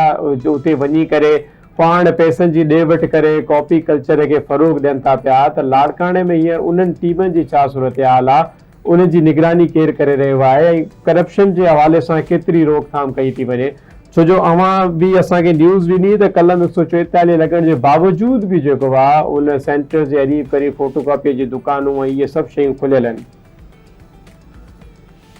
हिननि सभिनी जी जेको आहे निगरानी जेकी आहे उहा चेयरमैन जेको बोर्ड आहे उहो पोइ करे ख़ालिद महर पर हिते फोटो कॉपी जा जेके दुकान आहिनि उहे असांखे नज़र कोन पिया अचनि खुलियल छो त हाणे डिजिटल दौर आहे व्हाट्सअप आहे AI आहे ऐं ॿियो इहो अॻिलो दौर हो असांजो दौर पुराणो थियो जे 20 साल अॻु जो खणी ॻाल्हि कयूं त फोटो कॉपी जूं मशीनियूं या मुख़्तलिफ़ सेंटरनि जे ॿाहिरां फोटो कॉपी जूं मशीनियूं हूंदियूं जिते पेपर जेको आहे आउट थियण खां पोइ उन गाइडनि मां जेके सवाल आहे उन्हनि जा जवाब फोटो कॉपी कराए जेके उमेदवार आहे शागिर्द आहिनि उन्हनि खे पहुचाया वेंदा हाणे व्हाट्सअप जो दौर आहे ख़ालिद महर जेको चेयरमैन बोर्ड आहे उन सां असांजी ॻाल्हि ॿोल थी उनजो चवणु आहे त असां हिकिड़ी अहिड़ियूं टीमियूं बि जोड़ियूं आहिनि जेके इम्तिहानी सेंटरनि में अंदरि हिकिड़ो अलॻि सां जेको आहे रखियो वियो आहे जंहिंमें जेको ॿारु अचे पियो उनजी जेकी मोबाइल आहे उहा पाण वटि जमा पई थिए तक़रीबन उन्हनि जेके शागिर्दियाणियूं अचनि पिया जीअं ई इन थींदा त जेके विजिलेंसी जेके टीमियूं आहिनि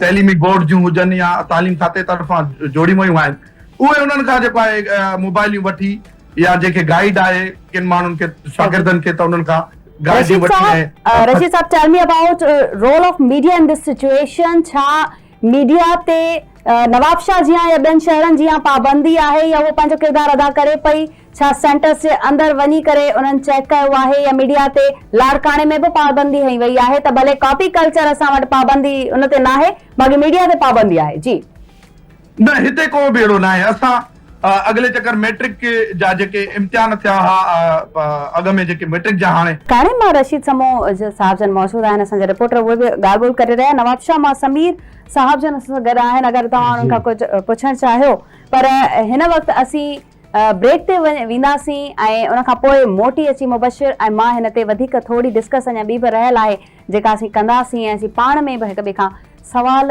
कंदासीं बिल्कुलु ब्रेक खां पोइ सभा तव्हांखे ॿुधाईंदी त सभा कीअं चिटिंग ओह माय गॉड नाज़रीन हिते वठंदमि मां ब्रेक ऐं मां हाणे देरि न कंदमि ब्रेक था वठूं वरी वापसि तव्हां अचो मॉर्निंग विद आवाज़ में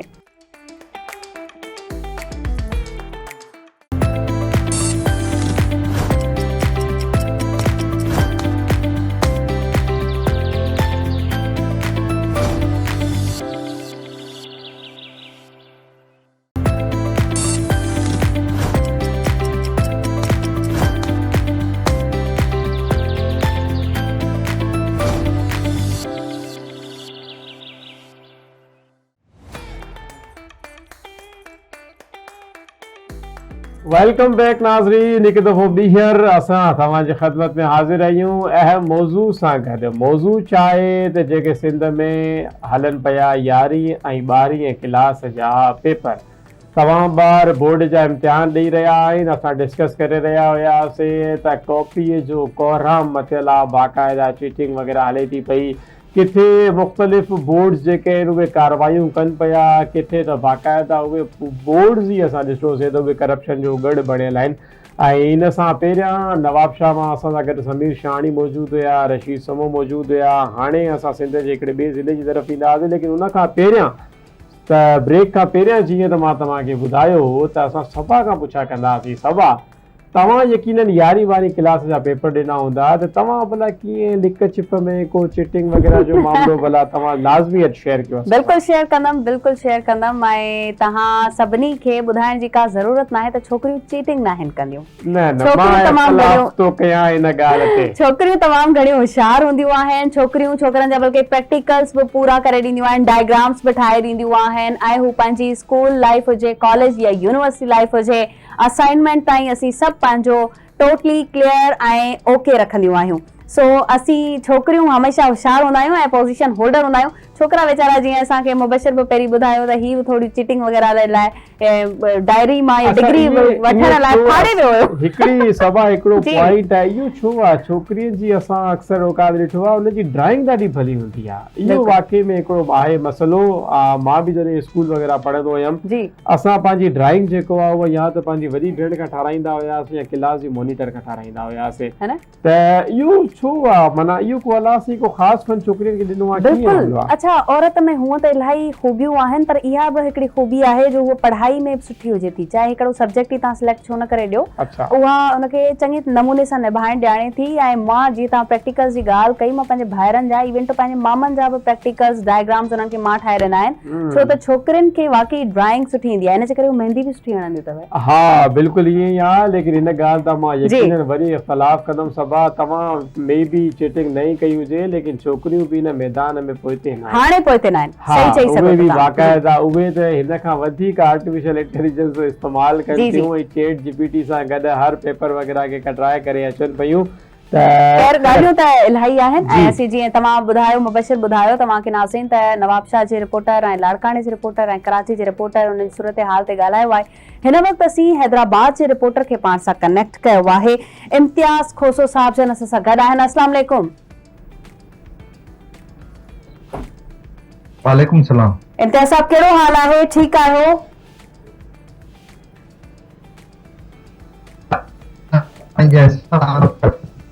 इम्तियाज़ साहब, जीअं असीं कॉपी कल्चर जे हवाले सां ॻाल्हि ॿोल करे रहिया आहियूं, असीं पंहिंजे पोयां वारे सेगमेंट में बि हिन ॻाल्हि खे टच कयोसीं त असां वटि हुकूमती सतह ते कॉपी कल्चर खे रोकण लाइ हिन वक़्त ताईं को बि अहिड़ो कदम नाहे खयो वियो। हैदराबाद जी हिन वक़्तु छा सूरत हाल आहे फर्स्ट ईयर इंटर जा जॾहिं पेपर थियनि पिया?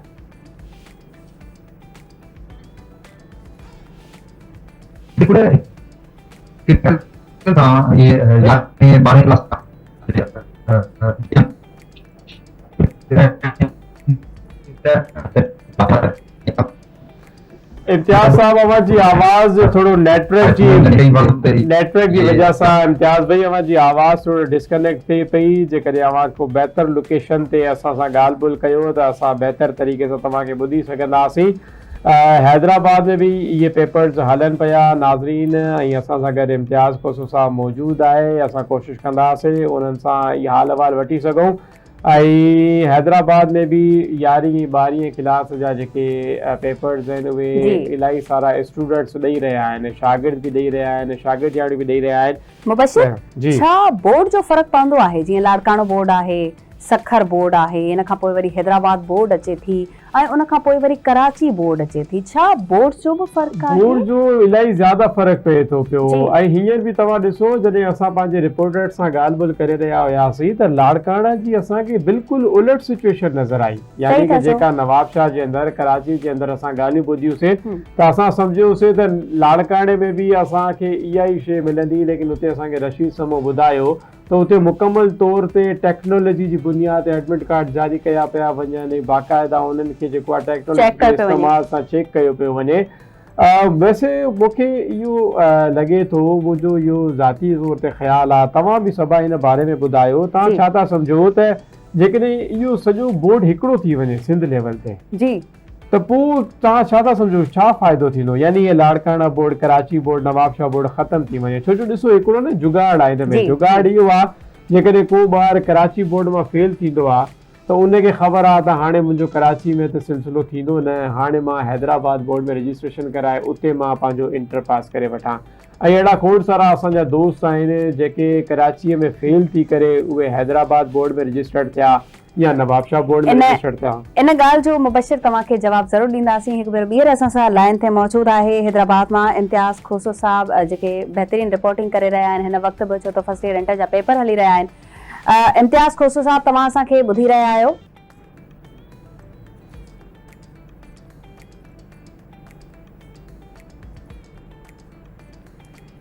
शायदि हिन वक़्त ताईं असीं कनेक्ट न आहियूं थी सघिया। इम्तियाज़ खोसो साहब, अगरि तव्हां वटि असांजो आवाज़ पहुचे थो त तव्हां ॿुधायो त हैदराबाद में छा सूरत हाल आहे, उहो तव्हां खां ज़रूरु असीं पुछणु चाहींदासीं, पर हिन वक़्त ताईं असांजी कनेक्ट तव्हां सां net, I think net issue आहे, असीं कनेक्ट न पिया थी सघूं। अच्छा, इन ॻाल्हि जो जवाबु मुबशिर, तव्हां हिकिड़ो त बहितरीन पॉइंट हाईलाइट कयो आहे त हिकिड़ी बोर्ड थी वञे, हिकिड़ो त इहो डिफरेंस जेको आहे असां वटां मिटिजी वेंदो। वॾे में वॾो डिफरेंस इहो त कराची सिंध नाहे जी। पहिरीं ॻाल्हि इहा, असां वटां डिफरेंस इहो मिटिजी वेंदो, माण्हुनि जो कॉन्सेप्ट क्लियर थी वेंदो, जेको थियण जी ज़रूरत हिन वक़्तु बि आहे त कराची बि सिंध आहे। ॿी ॻाल्हि इहा, जेके डिग्रियूं असांजो वैल्यूएबल आहिनि बि, जेके असांजा होशियार कैंडिडेट्स आहिनि, जेके पंहिंजी महिनत सां अॻियां वधनि पिया, IBS सखर खां, अरोड़ यूनिवर्सिटी, लाड़काना यूनिवर्सिटी खां पढ़ी करे अचनि पिया या ख़ैरपुर मां पढ़ी करे अचनि पिया, इहो जेको डिग्री जी जेकी वैल्यू आहे उहा वैल्यू ओतिरी नथी सम्झी वञे जेतिरी कराची जे डिग्री यूनिवर्सिटीज़ या स्कूल्स जी वैल्यू आहे। छो आहे ईअं? छो त असांजो जेको सिंध जा ॿिया इलाइक़ा आहिनि, छा उते पढ़ाई न पई थिए, छा उते एजुकेशन जो सिस्टम न आहे, छा उतां जा उतां जी यूथ न पई पढ़े या अॻियां न पई वधी सघे, या उन्हनि चीटिंग करे ई पास कई आहे, पंहिंजी डिग्री वरिती आहे? ईअं त न आहे न। ॿियो वॾो गैप इहो फिल थी वेंदो अगरि हिकिड़ी बोर्ड थी वञे त। जी हा, बिल्कुलु ईअं ई आहे। इन हवाले सां तालीम खाते खे इक़दामात करणा पवंदा ऐं असां वटि इहे शयूं मौजूदु आहिनि। पंजाब में बल्कि इहो इनिशिएट खणण जी कोशिशि कई वई आहे। असांखे इहा रिपोर्ट मिली हुई त पंजाब जेको आहे उहो मुकमल तौर ते बोर्ड करे पियो ऐं तमामु रीजनल जेके बोर्ड्स आहिनि उहे ख़तमु पिया थियनि। त ॾिसो, जॾहिं असां शयूं अॼु खां आगाज़ कंदासीं त ईअं वक़्त सां गॾु असांजूं शयूं हलंदियूं। मूंखे इहो लॻे थो त तालीम खाते खे हिन जे मथां कमु करण जी ज़रूरत आहे ऐं हिकिड़ो ई बोर्ड जेकॾहिं क़ाइमु थी वञे, सिंध तालीम बोर्ड जे नाले सां या कुझु बि इन जो उनवान रखी करे, जॾहिं सेंट्रलाइज़ शइ थी वेंदी त उन खां पोइ तमामु स्टूडेंट हिकु ई जॻह ते इनरोल्ड हूंदा ऐं बाक़ाइदा पोइ आराम सां इन चीटिंग कल्चर जी रोकथाम जे मथां कमु करे थो सघिजे, इन करप्शन जी रोकथाम जे मथां कमु करे थो सघिजे। इलाही सारा फ़ाइदा थी था सघनि। ऐं हीअ जेके शॉर्टकट जेके ॿार असांजा हासिल कंदा आहिनि, त कराची मां पास न थियासीं त हैदराबाद हलिया वियासीं, हैदराबाद मां पास न थियासीं त मीरपुर ख़ासि हलिया वियासीं, डिग्री मिली वेंदी घटि में घटि, हिकिड़ो ई बोर्ड जो सर्टिफिकेट मिले, सिंध बोर्ड जो सर्टिफिकेट मिले ऐं उन खां पोइ उहो ॿार पोइ कंहिं बि डिफरेंट यूनिवर्सिटी में वञी करे पंहिंजी तालीम हासिल करे थो सघे। त इन हवाले सां इहे इक़दामात उहे आहिनि जेके हुकूमती सतह ते खणण जा आहिनि। त यकीनन तव्हां असांजी इन राय सां केतिरो मुतफ़िक़ आहियो, इन जो इज़हार तव्हांखे ख़बर आहे सोशल मीडिया ते इन क्लिप में अमी कॉमेंट जे ज़रिए कंदो ऐं ॿुधाईंदो त अवां असांजे इन तासुरात सां कीअं ताईं मुतफ़िक़ आहियो। बिल्कुलु, ऐं इहो तव्हां हिकिड़ो सुठो पॉइंट हाईलाइट कयो आहे मुबशिर। इन ॻाल्हि सां मां बि इतफ़ाक़ कयां थी। ऐं ॾिसो, हर शइ शुरूआति करण में, का सुठी शइ शुरू करण में ॾिसो हर्डन्स बि ईंदा आहिनि, तकलीफ़ बि ईंदी आहे, पर हिन वक़्तु अगरि असीं सिचुएशन खे ॾिसूं था त असांजो तालीमी निज़ाम, एजुकेशन सिस्टम सही त न आहे। तंहिं करे इनखे रीस्टार्ट कजे, अगरि ज़ीरो खां ॿीहर स्टार्ट कजे त शायदि जेकी असांजी अॻियां वारी यूथ आहे, जनरेशन आहे, जेके ॿार आहिनि, मुस्तक़बिल जा महिमार आहिनि, शायदि उन्हनि जे बारे में असीं सोचे सघूं ऐं उन्हनि जो मुस्तक़बिल सुठो थी सघे। बिल्कुलु ईअं ई आहे। मां सभा तव्हां खां पुछा कंदुमि, जेकॾहिं सॼो बोर्ड हिकिड़ो थी थो वञे, सिंध बोर्ड, ऐं तव्हांखे चेयरपर्सन ठाहियो थो वञे, त पोइ तव्हां छा इक़दामात कंदो? इन्हनि ॿारनि जो थरथली कीअं मचाईंदो तव्हां भला? अच्छा, खोड़ सारियूं शयूं आहिनि जिन खे सही थियणु खपे। सभ खां पहिरीं त AI सिस्टम, AI खे हर स्कूल में पढ़ायो वेंदो, बेसिक खां वठी करे पहिरीं क्लास खां वठी, जेके असांजे ॿारनि खे ख़बर हुजे त AI आहे छा, AI मां कहिड़ा फ़ाइदा वठी सघूं था नेगेटिव यूज़ खां परे थी करे। ॿारनि जे हिकिड़ी त ॿारनि जी हिकिड़ी ग्रोथ थींदी ऐं थ्रू AI थींदी, ऐं जीअं असांजा पेरेंट्स चाहिनि था त असां बि चाहियूं था त असांजा ॿार दुनिया सां कॉम्पीट कनि, उहो कीअं थींदो जॾहिं असीं दुनिया सां हलूं ई नथा, असांखे ख़बर ई न आहे त AI छा आहे, AI कम कहिड़ा करे पई, ऐं अॻियां AI खां वधीक ॿी दुनिया असांजो इंतज़ारु करे रही आहे। माण्हू चंड ते ॿीहर पहुचण जी तयारी करे रहिया आहिनि, ख़िला में घर ठाहिया पिया वञनि, ज़मीनूं ख़रीद कयूं वियूं आहिनि, ऐं उते वञी करे होटल्स हाणे तामीर करण जी कोशिश कई पई वञे, बल्कि जल्द अज जल्द असीं इहो बि ॿुधंदासीं त ख़िला में होटल तामीर थी वियो आहे। एलन मस्क जंहिंजो नालो दुनिया में फेमस आहे, हू दुनिया में जी वॾी पर्सनैलिटी आहिनि, उहे वञी करे उते होटल तामीर कनि था। त असांजे ॿारनि खे इहा त ख़बर न आहे त पोइ ॿुधायो असीं किथे बीठा आहियूं। सभ खां पहिरीं त AI खे मां इन करणु चाहींदमि, ऐं अगरि तव्हांखे सीट मिले अहिड़ी चेयरपर्सन जी, त पोइ तव्हां छा चेंज कंदा मुबशिर? हा, हूअं इहो पॉसिबल त न आहे त असांखे इहा सीट मिले, लेकिन यकीनन खोड़ सारियूं कोताहियूं आहिनि जंहिंजे मथां कमु करण जी ज़रूरत आहे। सभिनी खां पहिरियां टेक्नोलॉजी खे इन करण जी ज़रूरत आहे। खोड़ सारियूं शयूं, यानी हींअर बि ॾिसो जेके असांजा पेपर्स हलनि पिया सभा, उहे स्टिल 80s 90s जे ज़माने जा हलनि पिया। कोर्स उहो 80s 90s जो ज़माने में हले पियो। सभिनी खां पहिरियां जंहिं शइ जे मथां कमु करण जी ज़रूरत आहे ऐं मां कंदमि, उहो इहो आहे त पूरे सिंध में हिकिड़ो निसाब हुजणु घुरिजे। यानी जेको सिंध जे अंदरि ॿार जेको कराची जे अंदरि मौजूदु ॿार पढ़े थो पियो, उहो ई लाड़काने जे अंदरि ॿार पढ़े, उहो ई ॿार थरपारकर जे अंदरि बि उहो ई कोर्स पढ़े। असां वटि इहो इलाही ज़्यादा मवाज़नो कयो वेंदो आहे। जेकॾहिं को लाड़काने बोर्ड जी डिग्री जंहिं वटि आहे, कंहिं वटि थरपारकर जी जेको आहे डिग्री आहे, कंहिं वटि हैदराबाद नवाबशाह जी डिग्री आहे, त उहो उन्हीअ में कंपेरिज़न कंदा आहिनि त बाबा हाणे त कराची मां पढ़ियल आहे, शायदि ज़्यादा उहो जेको आहे मोटिवेटेड हूंदो या ज़्यादा पढ़ियल लिखियल हूंदो। हालांकि लाड़काने जो जेको ॿारु आहे उहो मे बी उन खां वधीक सलाहियतनि में अॻिते वधियल हुजे। त इन हवाले सां असांखे हिकिड़ो निसाब बणाइण जी ज़रूरत आहे, छो जो हिकु क़ौम आहे त निसाब बि हिकिड़ो हुजणु घुरिजे। इन शइ जी ज़रूरत आहे। उन खां पोइ पेपर्स खे बि थोरो एडवांस तरीक़े सां वठण जी ज़रूरत आहे। पेपर्स खे जीअं हिन खां पहिरियां असांजो रिपोर्टर साथी बि ॿुधाए रहिया हुया त हींअर बोर्ड जा पेपर वाटर मार्किंग ज़रिए वरिता पिया वञनि, लेकिन उन में अञा ताईं स्टिल जेको आहे उहो ज़रूरत आहे। हाणे इहो कमु ख़तमु थियणु घुरिजे त असां बोर्ड जा पेपर बाक़ाइदा लिखी करे अचूं ऐं उहे हज़ारनि जी तादाद में बोर्ड जा पेपर खे टीचर खे ॾिजनि ऐं 20 रुपया 25 रुपया पर पेपर जेको आहे उहो चेक करे। इन में हिकिड़ी रिपोर्ट साम्हूं आई हुई, असां तव्हां सां उहो शेयर करणु लाज़मी सम्झंदासीं त हिकिड़े टीचर बाक़ाइदा पंहिंजो इंटरव्यू ॾिनो त असांखे जेको आहे पेपर ॾिना वेंदा आहिनि ऐं 20 रुपया पर पेपर मिलंदो आहे। त असां कोशिशि कंदा आहियूं त इहो पेपर असां ज़्यादा खां ज़्यादा चेक कयूं। हाणे ज़्यादा खां ज़्यादा चेक करण जो मुराद इहो आहे त हिकिड़ो माण्हू 1000 पेपर चेक नथो करे सघे, त उहो लाज़मी ॻाल्हि आहे पैसा कमाइण जे लाइ जस्ट उन्हनि खे बसि पास कंदो वेंदो, या त उन्हनि मां 50 खे फेल कयईं 30 खे पास कयईं, इहो आम रेशो आहे। बिल्कुलु। ऐं हिते तव्हां जॾहिं इन टीचर जी ॻाल्हि कई त हिकु टीचर जी मां बि ॻाल्हि कंदमि, बल्कि लेक्चर जी ॻाल्हि कंदमि त उन्हनि जे बारे में इहो फेमस हो त राति थींदे ई उहो जॾहिं पेपर्स खणी वेंदो आहे घर, यूनिवर्सिटी जो लेक्चरर, ऐं हू सॼा समूरा पेपर्स पंहिंजे हथ में खणी करे मथे उछलाईंदो आहे ऐं उछलाईंदो आहे, ऐं पोइ जेके खट ते अची पिया या बैट ते अची पिया उहे पास आहिनि। ॾिसो तव्हांखे बि इहा ख़बर आहे, यानी कि इहे सभु क्लियर असां वटि आहे, इहे सॼियूं सिनेरियो क्रिएट कयो वियो आहे त कीअं ॿारनि खे फेल कजे, कीअं पास कजे। ख़ैर हिन वक़्तु असां सां इम्तियाज़ खोसो हैदराबाद जा रिपोर्टर हिकु भेरो ॿीहर मौजूद आहिनि। इम्तियाज़ खोसो साहब, अस्सलाम वालेकुम। वालेकुम सलाम जी। इम्तियाज़ खोसो साहब, हिन वक़्तु असीं पेपर्स ते ॻाल्हाए रहिया आहियूं, कॉपी कल्चर ते ॻाल्हाए रहिया आहियूं, मुख़्तलिफ़ असीं सिटीज़ जी सूरत हाल मालूम कई आहे। हिन वक़्तु तव्हां हैदराबाद में मौजूद आहियो, हैदराबाद जा रिपोर्टर आहियो। इन संगीन मौज़ू ते तव्हां छा ॻाल्हाईंदा, छा ॿुधाईंदा त कॉपी कल्चर हैदराबाद में कीअं पियो हले? जी बिल्कुल, हिकिड़ी अॻु खां इहे तइलीमी बोर्ड हैदराबाद जे मातहत 11 12 क्लास जा सालियाना इम्तिहान शुरू थिया आहिनि। असां ॾिठो आहे त जीअं ई इम्तिहान शुरू थिया आहिनि त जेका कापी आहे उन जी रोकथाम लाइ जेके विजिलेंस टीमूं हुजनि या खणी असां चऊं त जेको बोर्ड जो अमलो हुजे उन पारां के बि असराइता क़दम न आहिनि खयां विया, जंहिं करे मामूल मूजिबि माना हिकिड़ो रूटीन चइजे त उन रूटीन जे हिसाब सां शागिर्द वटि सुबुह जो जी उते पेपर लाइ पहुचनि था त उन्हनि वटि मोबाइल फोन हुजनि था, जामे तलाशी वठी उन्हनि खे पोइ अंदरि छॾियो वञे थो। उन बावजूदि बि उन्हनि जा जेके मोबाइल फोन आहिनि उहे सेंटर ताईं पहुची वञनि था ऐं अहिड़े तरीक़े सां उतां उन सवाल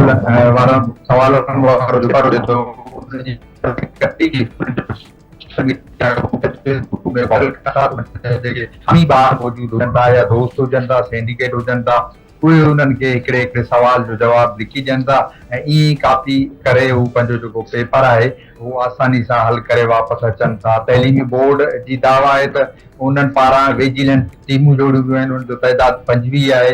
अॼु ॿियो ॾींहुं हो 12 दर्जे जा जेके शागिर्द ऐं शागिर्दियाणियूं आहिनि, लॻभॻि इन्हनि जो जेको तइदाद आहे उहो 69,800 ॿुधायो थो वञे। हैदराबाद सां सलाड़ियल जेके 9 ज़िला आहिनि, टंडो मोहम्मद खान मटियारी, टंडो मोहम्मद खान जामशोरो, पंहिंजो बदीन, ठटो, सिजावल, हुते इहे इम्तिहान थियनि था। अञा ताईं का बि हिननि जी विजिलेंस टीम न आहे जंहिं रोज़ानो जे बुनियाद ते हुते वञी कार्रवाई कई हुजे, कुझु शागिर्द या शागिर्दियाणियूं उन्हनि कापी केस कया हुजनि। त असां ॾिठो आहे त जीअं 9 10 जा पेपर थिया हुआ, अहिड़ी रीति कापी जी धूम मतल आहे ऐं हाणे बि जेके पेपर थी रहिया आहिनि उहे कापी सां ई शुरू थिया आहिनि। कापी सां कपीदा 21 अप्रैल खां जेके पेपर शुरू कया विया आहिनि, 28 अप्रैल ताईं उहे 12 दर्जे जा हूंदा ऐं 29 अप्रैल खां वरी 7 मई ताईं 11 दर्जे जा शागिर्द ऐं शागिर्दियाणियूं आहिनि उहे बि इम्तिहान ॾींदा। जेकॾहिं असां इंतिज़ामी लेवल जी ॻाल्हि कयूं त हैदराबाद जो जेको कमिश्नर आहे फयाद हुसैन अब्बासी, उन पारां कलम 144 लागू कयो वियो त जेके सेंटर्स आहिनि ख़ासि करे हैदराबाद सां या जेके सलाड़ियल ज़िला आहिनि उते उन्हनि सेंटर्स जे अहाते में या आस पास वारनि इलाइक़नि में कलम 144 लागू थियल हूंदो। पर असां ॾिठो आहे त उमेदवारनि जा हामी जेके आहिनि उहे टोलनि जी सूरत में उते सेंटर्स जे ॿाहिरां अची बीहनि था। फोटो स्टेट मशीनूं जेके आहिनि उहे मामूल मूजिबि खुलियल हुजनि थियूं, पर उन ते किथे बि असांखे इंतिज़ामी जेका कार्रवाई आहे उहा का नज़र नथी अचे। फोटो सेशन जी इन हवाले सां इहो ॿुधाइजो त बोर्ड जी जेका इंतिज़ामिया आहे उहा किथे मौजूदु आहे, बोर्ड जे चेयरमैन जा कहिड़ा इक़दामात आहिनि, जेके विजिलेंस टीमूं तयारु कयूं वयूं आहिनि इन जी निगरानी कंहिंजे हवाले कई हूंदी त सिर्फ़ु दफ़ा 144 लॻाइण त काफ़ी न हूंदो आहे, त उहो जेको ज़िले जो कमिश्नर आहे या DC आहे उहो किथे मौजूदु आहे। इंतिज़ामिया पारां को छापा वग़ैरह ईअं न पिया हणिया वञनि, बसि इहे सिर्फ़ु ॻाल्हियूं ई आहिनि।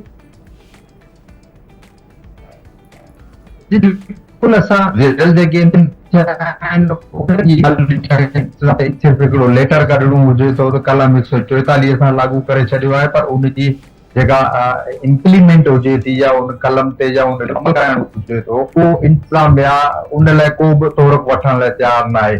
फोटो सेशन जी जेकॾहिं असां ॻाल्हि कयूं त कमिश्नर हुजे Fayad Hussain Abbasi, deputy commissioner Zainul Abidin Memon हुजे, DIG तारिक धारे जो हुजे, उहे कंहिं सेंटर ते या कंहिं अहिड़ी हंधि पहुचनि था कराए वापसि वञनि था, का बि कापी कान्हे ऐं नई कापी जो को रुझान आहे। जॾहिं उमेदवार सुबुह जो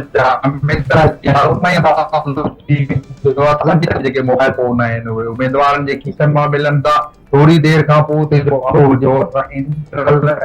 जेके हुजनि था इम्तिहानी सेंटर ते जा उनजो जेको अमलो नायब कासिम पटियाला चौकीदार उहे बि उन्हनि ॿारनि खे वञी इहे मोबाइल फोन ॾियनि था त साईं जीअं पेपर अचे थो फोटू ठाहिनि था। फोटू ठाहिण खां पोइ पेपर जॾहिं वायरल थी थो वञे 10 या 15 मिंट में त आसानी सां सॼी जेका रेंज आहे उनमें उनजा जवाब पहुची वञनि था ऐं आसानी सां कापी ज़रिए इहो पेपर हलियो।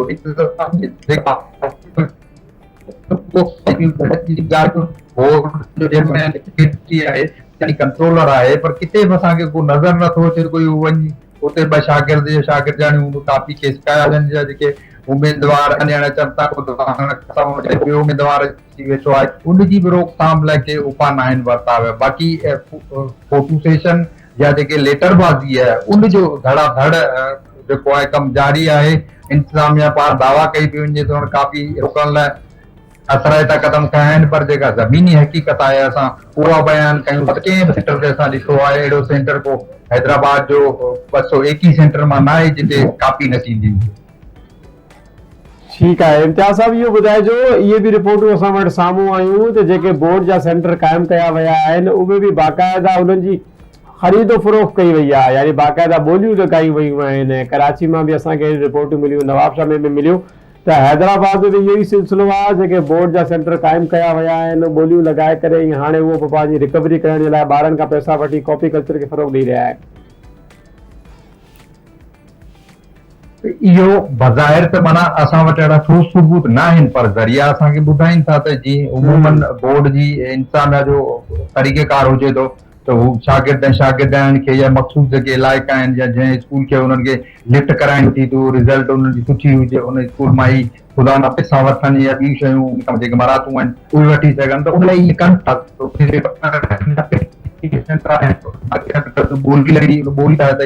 पेपर जेको आहे आसानी सां हल करायो वञे थो, उनजी जेका रिज़ल्ट आहे उहा सुठी हुजे ऐं हू उन खां पंहिंजी जाइज़ नाजाइज़ ख़्वाहिशूं पूरियूं कराए सघे। ॿियो असां ॾिठो आहे त ख़ासि करे बोर्ड जी इंतिज़ामिया हुजे थी, असिस्टेंट कंट्रोलर खां बि ॿियो जेको अमलो हुजे थो उहो बि जीअं हाणे हिननि जी रिज़ल्ट ईंदी त असां अक्सर ॾिठो त रिज़ल्ट ईंदी समूरा शागिर्द या त A1 ग्रेड खणंदा या समूरा शागिर्द जेके आहिनि A ग्रेड में पास हूंदा। असां ॾिठो आहे त जॾहिं इम्तिहान में एॾी कापी हले थी त उहे उमेदवार कीअं A1 ग्रेड ऐं A ग्रेड में पास थियनि था ऐं उन्हनि खे वरी शील्डूं ऐं इनाम बि ॾिना वञनि था। त अहिड़ी रीति माना बोर्ड जो जेको रुझान आहे उहो कापी कल्चर ते आहे, कापी कल्चर जी रोकथाम लाइ ठीकु आहे। इम्तियाज़ खोसो साहब, तव्हांजी महिरबानी, तव्हां असांखे टाइम ॾिनो मॉर्निंग विद आवाज़ प्रोग्राम में। नाज़िन, तव्हां वीचार ॿुधा, हैदराबाद जी सूरत हाल बि तव्हांजे साम्हूं आहे ऐं बसि अफ़सोस ई करे सघिजे थो ऐं दुआ करे सघिजे थी त इहो कॉपी कल्चर जेको आहे उहो असांजे पाकिस्तान मां, असांजे ख़ासि करे सिंध मां ख़तमु थी वञे।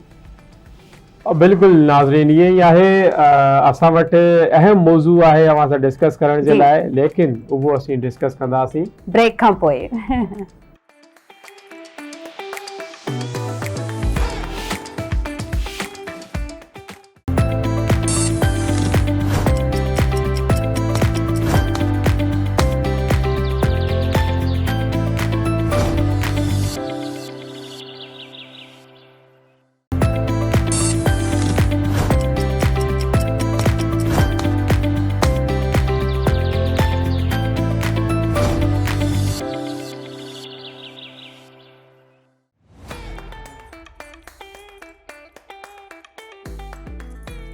वेलकम बैक नाज़रीन, welcome back in morning with आवाज़। ही प्रोग्राम ॾिसी रहिया आहियो तव्हां लाइव आवाज़ टीवी ते। हिकु भेरो ॿीहर असीं तव्हांजी ख़िदमत में हाज़िर आहियूं, मुबशिर ऐं सबा आबड़ो, ऐं तव्हां सां खोड़ सारियूं ॻाल्हियूं, खोड़ सारियूं कचहरियूं थियनि पियूं, मुख़्तलिफ़ असां वटि टॉपिक्स हूंदा आहिनि ऐं हिन वक़्तु असीं जंहिं टॉपिक खे टच करण वारा आहियूं उहो बि हॉट टॉपिक चई सघिजे थो, छो त इहे इशूज़ हाईलाइट घणा न थींदा आहिनि, पर हर ॿिए घर जो इहो मसइलो आहे। ख़वातीन जो मसइलो, औरतुनि जो मसइलो असीं हमेशह चवंदा आहियूं, जीअं असां वटि कारोकारी जो सिस्टम आहे, जीअं असां वटि प्यार जे पढ़ने खां पोइ नेकालीअ जो मसइलो आहे, जोड़े जी नेकाली या वरी उन्हनि खे मारण जा मसइला, उन खां पोइ अगवा जा मसइला, ईअं ई औरतुनि जे हक़नि जा मसइला बि असां वटि खोड़ सारा आहिनि। औरत खे पंहिंजो हक़ विरासत मां नाहे मिलंदो, जेको इस्लाम बि ॾिए थो, जेको असांखे मुआशिरो बि ॾिए थो, जेके असांखे कानून ऐं अदालतूं बि ॾियनि थियूं, पर पंहिंजा ई घर वारा, पंहिंजा ई घर भाती, कॾहिं मुड़ुस, कॾहिं भाउ, कॾहिं पीउ, कॾहिं चाचो, कॾहिं मामो, इहे असांजे इन्हनि हक़नि जी हक़ तलफ़ी कंदा आहिनि। मुबशिर, छा चवंदो हिन हवाले सां? बिल्कुलु ईअं ई आहे नाज़रीन, यकीनन इहो हिकिड़ो इम्पोर्टेंट इशू आहे जंहिंजे मथां एड्रेस करण जी ज़रूरत आहे। ऐं असां महसूसु कयोसीं त पंहिंजे नाज़रीन ताईं उहे तमामु शयूं पहुचायूं। यकीनन जेके अॼु जे ज़माने जूं औरतूं आहिनि उन्हनि सां ज़्यादती हले पई ऐं किथे न किथे ज़ुल्म जबर जी दास्तान क़ाइमु थिए थी पई। असां कुझु ॾींहं पहिरियां कारोकारे वारी इशू ते जेको आहे डिस्कस कयोसीं, मसइला ऐं तव्हां ताईं पहुचायासीं, डिस्कशन कईसीं। इन तरीक़े सां हिकिड़ो ज़्यादा इम्पोर्टेंट टॉपिक असां महसूसु कयो, उहो आहे औरतुनि खे हक़ ॾियण वारो मामिलो। हक़ यानी उहे जाइदाद, विरासत। असां खोड़ सारा असांजा जेके खून जा रिश्ता आहिनि उहे बि जाइदाद जे मामलात में, विरासत जे मामलात में बाग़ी थी वेंदा आहिनि ऐं पंहिंजा भाइर, पंहिंजा वालिदैन जेके आहिनि उहे औरतुनि खे या ख़वातीन खे उन्हनि जा उहे हक़ न ॾींदा। हाणे उन सिलसिले में उहा औरत जंहिंसां इहो जबर थिए थो, जंहिंसां इहो ज़ुल्म थिए थो, उन जे लाइ कहिड़ा तरीक़ेकार आहिनि, उहो पंहिंजा हक़ वठण जे लाइ छा करे थी सघे। अॼु असां हिन मौज़ू जे मथां ॻाल्हाईंदासीं, डिस्कस कंदासीं ऐं असां उहे हल तलाश कंदासीं जेकॾहिं असांजी का बि भेण, असांजी का माउ जाकी इहो प्रोग्राम ॾिसी रही आहे, जॾहिं उनजे मथां का अहिड़ी ज़ुल्म जबर जी दास्तान गुज़रे त हो असांजे हिन प्रोग्राम खां रहनुमाई हासिल कंदे उन्हनि शयुनि जे मथां अख़्तियार हासिल करे सघे। ऐं यकीनन असां रोज़मर्रा जी बुनियाद ते पंहिंजा गेस्ट अलाइन कंदा आहियूं। त अॼु असां सां गेस्ट असांजे स्टूडियो में मौजूद आहिनि। सभा बिल्कुल मुबशिर, असां गेस्ट मौजूद आहिनि। मां ज़रूर जीअं तव्हांजी मूंखे ॻाल्हि तमामु सुठी लॻी त असांजी जेके अॼु भेनरियूं अंबड़ियूं आहिनि जेके मजबूर थी करे चुप करे वेही रहंदियूं आहिनि ऐं पंहिंजो हक़ न आहिनि वठंदियूं, उहे आख़िर कनि त कनि छा? असां वटि प्लेटफॉर्म्स कहिड़ा आहिनि, असां वटि वे कहिड़ो आहे जिते असीं वञी पंहिंजी फरियाद पहुचायूं या असांखे कोई एडवाइस करे? बिल्कुल रहनुमाई जी ज़रूरत आहे ऐं रहनुमाईअ लाइ इदारा मौजूद आहिनि। लीगल एडवाइज़री हिकिड़ो अहिड़ो इदारो आहे जंहिंजा कुझु मिसाल अगरि असीं खणी ॾियूं त पहिरीं 8 कलाक कमु कंदा हुआ, उन खां पोइ वरी टाइमिंग वधाई वई, हाणे 24/7 हुननि वटि ऑन कॉल कमु थिए थो। यानी कि सिर्फ़ औरतूं न, हिन वक़्तु असीं औरतुनि जे हवाले सां ई ॻाल्हाए रहिया आहियूं, पर सिर्फ़ औरतूं न बल्कि मर्द बि एडवाइस पंहिंजे लाइ वठी सघनि था त असां सां ही मसलो आहे, असां सां ही कमु आहे, असांखे ब्लैकमेल कयो थो वञे, औरतुनि जी हक़ तलफ़ी कई पई वञे, औरतुनि खे हक़ नथो मिले, त असीं कीअं अप्रोच कयूं कानून ताईं, अदालतुनि में कीअं पहुचूं, छा तरीक़ेकार आहे? लीगल एडवाइज़री उन्हनि लाइ हमेशह मौजूद आहे। उते बहितर खां बहितरीन वकील मौजूद आहिनि ऐं उन्हनि मां ई हिकिड़ी बहितरीन शख़्सियत, हिकिड़ी बहितरीन एडवोकेट असां वटि असांजे प्रोग्राम में, असांजे स्टूडियो में मौजूद आहे, जेका असांखे ज़रूर हक़नि जे बारे में, हक़ वठण जे हल जे बारे में मुबशिर ज़रूर ॿुधाईंदी। एडवोकेट परवीन खुर्रम शेख साहिबा, एडवोकेट हाई कोर्ट आहिनि, जेके असां सां गॾु प्रोग्राम में मौजूद आहिनि। परवीन साहिबा अस्सलाम वालेकुम। वालेकुम अस्सलाम। कीअं आहियो? अल्हम्दुलिल्लाह ठीकु आहियो? तबियत सही आहे? कीअं पियो हले कमकार? अल्हम्दुलिल्लाह तमामु बहितर। तव्हां ॿुधायो तव्हांजा कहिड़ा हाल आहे? अल्हम्दुलिल्लाह। अॼु जीअं असीं ॻाल्हाए रहिया आहियूं, सिंध में खोड़ सारा अहिड़ा मौज़ू आहिनि जिन खे टच करणु लाज़मी आहे ऐं इहो हक़नि जो जॾहिं मसलो हुजे थो त आवाज़ असांजो, औरतुनि जो आवाज़ दॿिजी वेंदो आहे। सिंध में औरतुनि जा विरासती हक़ आहिनि त सही, पर मिलंदा न आहिनि, पर कानून हिन हवाले सां छा चई रहियो आहे?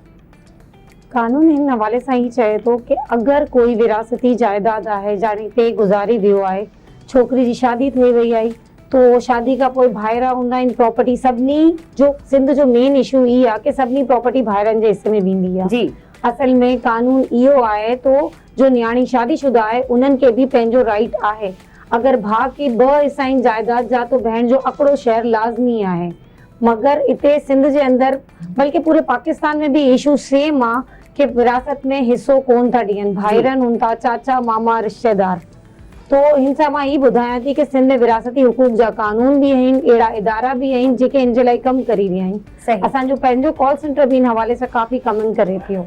बिल्कुल। ऐं तव्हांजो कॉल सेंटर जो जेको इदारो आहे उन इदारे जे हवाले सां असीं ज़रूर मालूमात वठंदासीं मैडम खां। मुबशिर, तव्हां कोई सवाल कयो? बिल्कुल ये आहे। यकीनन मैडम अवां सां असां अॼु गुफ़्तगू जो सिलसिलो जारी रखंदासीं ताकि असांजी माइरूं, असांजूं भेनरूं उन्हनि ताईं इहा सुख्या पहुची सघे या रहनुमाई पहुची सघे ताकि हू हिन प्रोग्राम खां पोइ अहिड़ा इशूज़ जेकॾहिं फेस करे रहियूं आहिनि त उन्हनि खे हिन प्रोग्राम मां का सुठी ताक़ीद मिली सघे। यकीनन सिंध लीगल एड सोसाइटी अहिड़ो इदारो जेको सिंध में काफ़ी अरसनि खां इन हवाले सां कमु करे रहियो आहे, डिफरेंट पोज़ीशन जे मथां कमु करे रहियो आहे। मैडम इहो ॿुधाइजो, जेकॾहिं का औरत उनजो मुड़ुस जेको आहे उहो इंतकाल करे थो वञे, उन खां पोइ उहो के तरीक़े सां उन जायदाद जी विरासत जो हिसो जेको आहे उहो हासिल करे थी सघे या उनजे मथां कानूनी मामलतूं उहा कीअं वठी थी सघे? अगर कोई उनजो मुड़ुस गुज़ारे वञे तो, अगर उनजा ॿाहिरनि आहिनि तो टोटल जेका प्रॉपर्टी मुड़ुस छॾी वियो आहे न उन्हनि जो 1/8 शेयर उहो विडो जो राइट आहे, जेके बेवा आहे। अगर उन्हनि जा बच्चा न आहिनि कि मगर उनजो कोई ॿार न आहे तो उनजी प्रॉपर्टी जो 1/4 हिस्सो लाज़मी जो आहे विडो जो राइट आहे। ठीक है? सही जी जी। पर इन हवाले से मैं आपसे ये परवीन साहबा जरूर पूछना चाहूंगी कि इस हवाले से रहनुमाई हासिल करना एक अलग बात हो गई, आप लोगों से राब्ता एक औरत कैसे कर सकती है? जी जी, हम लोगों से राब्ता इस तरीके से कर सकती है कि हमारा कॉल सेंटर का जो नंबर है 0800-70806 पे सुबह 9 से रात 12 बजे तक वो कॉल करके फ्री लीगल एडवाइस ले सकते हैं। किसी को अगर कोई भी इशू है या कोई भी मसला है तो इस हवाले से वो हमें कॉल कर सकते हैं। उनको टोटली मुकम्मल राजदारी के साथ जो है ये बताया जाएगा। और ये 2014 से हमारा कॉल सेंटर है और 2018 से Sindh legal advisory call centre है। तो हमारे यहाँ माशाल्लाह लाखों के हिसाब से हमारे रेगुलर कॉलर्स हैं जो हमसे मशवरा लेके अपने केसेस भी चलाते हैं सही और उनका हल पाते हैं। ठीक है मैडम, ये बताइएगा अगर इस हवाले से कोई भी प्रैक्टिकली तौर पे मामलत लेना चाहे इस इदारे की, तो उस सिलसिले में क्या तरीक़ेकार होता है लीगल एड सोसाइटी का? अगर कोई प्रैक्टिकली हमसे लेना चाहे एडवाइस तो वो हमें कॉल करेगा। ठीक है, हमारे यहाँ पर हाई कोर्ट इन्वॉल्व पूरी लीगल टीम है जो सुबह 9 से रात 12 बजे तक उनको उनके राइट्स के बारे में बताएंगे। उनको कोई भी इशू हो, सिर्फ फीमेल्स की बात नहीं करूंगी मैं, मेल्स या जो कहना चाहिए अगर तो कोई जैसे डोमेस्टिक वायलेंस के इश्यूज हैं, कोई भी लीगल मसला है तो वो हमें कॉल करके हमसे एडवाइस ले सकते हैं। ये हमारा नंबर है। और बहुत सारे इश्यूज पे हम वकील भी फराहम करते हैं, पर डिपेंड करता है कि वो अगर हमारे क्राइटेरिया पर पूरा उतरते हैं तब। यू मीन टू से प्रोबोनो केसेस भी आप ले सकते हैं? जी, प्रोबोनो केसेस लेते हैं हम, जैसे कि डोमेस्टिक वायलेंस के प्रोबोनो केसेस लेते हैं, खुला के हवाले से प्रोबोनो केसेस लेते हैं, मेंटेनेंस होती है बच्चों की तो इस हवाले से प्रोबोनो केसेस भी लिए जाते हैं। पर डिपेंड करता है कि वो हमारी पॉलिसी के अंदर आ रहे हैं तब, जो कि जो अफोर्ड नहीं कर सकता सिर्फ उनके लिए है, दे कांट अफोर्ड, ये हमारी पॉलिसी फर्स्ट है। बेहतरीन। परवीन साहब ये बताएं, अगर मर्द रिश्तेदार औरत को सिंध में विरासती जमीन लेने या देने से इनकार करता है तो कानून इस हवाले से क्या कहता है? हमारे पास कौन सा ऐसा कानून, कौन सी ऐसी शिक मौजूद है जिससे हम कार्रवाई कर सकें? देखिए, अगर नहीं कोई देता है तो 498 पीपीसी के तहत जो है उसके खिलाफ कार्रवाई भी हो सकती है। काबिले जुर्म सजा है कि अगर किसी औरत को उसके विरासती हक से महरूम किया जाए तो वो 498 ए पीपीसी के तहत कार्रवाई कर सकती है और जो उसका राइट उसे नहीं देता उसे वो सजा भी अदालत दे सकती है। सजा कितनी होगी कम से कम? सजा डिपेंड करता है कि क्या, अब ये असल में मसला ये सजा तो तब होगी कि तब जाएंगे। हमारे यहाँ ये लेडीज का सबसे बड़ा अलमिया ये है कि वो मुंह से कहती नहीं है कि हमें पार्टीशन का शेयर दिया जाए, क्योंकि मसला ये है कि फिर भाई कहते हैं कि हम रिश्तेदार, वो सब कहते हैं कि हम लोग जो है आपसे नाता तोड़ देंगे। सोशल प्रेशर बहुत ज्यादा होता है। अगर कोई लेडीज चाहती है कि मैं अपना राइट लूं तो इस पर सबसे ज्यादा ये है कि इम्प्लीमेंट ही बहुत कम होता है, यानी कि ना होने के बराबर। इम्प्लीमेंटेशन नहीं है हमारे पास, इम्प्लीमेंटेशन नहीं है लॉ की। ठीक, बिल्कुल यही आहे नाज़रीन। इहो हिकिड़ो इलाही अहम इशू आहे ऐं यकीनन जंहिं तरफ़ असांजी एडवोकेट परवीन खुर्रम शेख साहिबा तवज्जो ॾियारे हुई नाज़रीन, इहो इम्पोर्टेंट आहे। घरनि जे अंदरि अक्सर औकात असां ॾिठो आहे असांजी औरतुनि जे मथां घरेलू तशद्दुद थींदो आहे ऐं उन खां अलावा ॿिया बि इलाही ज़्यादा ज़ुल्म सितम थींदा आहिनि। लेकिन अनफॉर्चुनेटली असांजे घर जी औरत इन शइ जी आवाज़ उठाइण जे लाइ ड्रिजंदी आहे। हो इहो सम्झंदी आहे त बसि हे असांजी चार दीवारी जो मसइलो आहे ऐं हीअ अॼु सुभाणे परीं हल थी वेंदो। ॾिसो, जेकॾहिं फर्स्ट टाइम तव्हांजे मथां घरेलू घर जे अंदरि तशद्दुद कयो वियो आहे ऐं जेकॾहिं तव्हां फर्स्ट टाइम ही ख़ामोश करे था वञो, ख़ामोशी अख़्तियार कयो था, त तव्हां यादि रखिजो इहो तशद्दुद उन खां पोइ स्टॉप न थींदो, इहो अञा अॻिते वधंदो। उन खां पोइ तव्हां वटि ॿिए डिफरेंट तरीक़े सां अहिड़ा तशद्दुद कया वेंदा। डोमेस्टिक वायलेंस हिकिड़ो अहिड़ो इशू आहे जिते असांजूं माइरूं, जिते असांजूं भेनरूं ख़ामोशी सां इहो तशद्दुद जेको आहे उहो घर में वेही करे बर्दाश्त कंदियूं आहिनि। त असां उन्हनि ताईं बि इहो पैगाम पहुचाइण था चाहियूं त रियासत अव्हां खे इलाही ज़्यादा हक़ ॾिए थी पई, कानून अव्हां खे इलाही ज़्यादा हक़ ॾिए थो पियो, लेकिन ज़रूरत हिन अमर जी आहे त तव्हां उन हक़नि ते पहुचण जे लाइ पाण त अप्रोच कयो। तव्हांजो ज़हनी तौर ते इहो मामिलो हुजे त जेकॾहिं मुंहिंजे मथां डोमेस्टिक वायलेंस कयो वियो आहे त मां हाणे इन जे बारे में आवाज़ उथारींदमि, ताकी तव्हां खे जेके असांजूं औरतूं ऐं जेके असांजूं माइरूं भेनरूं आहिनि जेके असांखे ॾिसी रहियूं आहिनि, तव्हांखे इन सिचुएशन में आइडियलाइज़ थियणो आहे ॿियनि औरतुनि जे लाइ, ताकि उहे तव्हांखे एज अ रोल मॉडल समझी करे पंहिंजा सिलसिलो जेको अॻिते वधाए सघनि। मैडम, हम एक दफ़ा फिर आपकी तरफ आएंगे। मैं आपसे सवाल करना चाहूँगा, अगर किसी औरत का नाम जायदाद से हज़फ कर दिया जाता है, उसके पास फिर क्या तरीक़ेकार और क्या रास्ता हो सकता है कानूनी तौर पे कि वो अपने नाम को दोबारा से ऐड करवा के अपना हक ले सके? देखिए, सिंपल सी बात है कि अगर वालिद का इंतकाल हो जाता है, इसके बाद भाई ये करते हैं कि वो जाके, अब तो सारा सिस्टम डिजिटलाइज है, ठीक है ना। अब बायोमेट्रिक के बगैर अगर आपके पास कहना चाहिए कि फैमिली रजिस्ट्रेशन सर्टिफिकेट, ये सारी चीजें होती हैं, इसके बाद ही मामला आगे बढ़ता है। अगर किसी लेडीज को नाम हज़फ कर दिया, नहीं दिया जा सकता, तो वो सिंपल जाएगी सिविल अदालत में suit for partition under section 4 of partition act 1893 के तहत सिविल कोर्ट्स में जाके वो अपना राइट क्लेम कर सकती है। अगर कोई सारे बहन भाई एक तरफ, अगर कोई एक बहन भी चाहती है कि उसको उसका राइट मिले तो वो जरूर जाएगी कोर्ट। कोर्ट उस एक बंदी को भी रिलीफ देगा। प्रॉपर्टी अगर बहन भाई ईसा उसको नहीं देना चाह रहे, कोर्ट क्या करती है, कोर्ट सब बहन भाइयों को कहेगी, भाइयों को कहेगी कि बहनों को हिस्सा दें।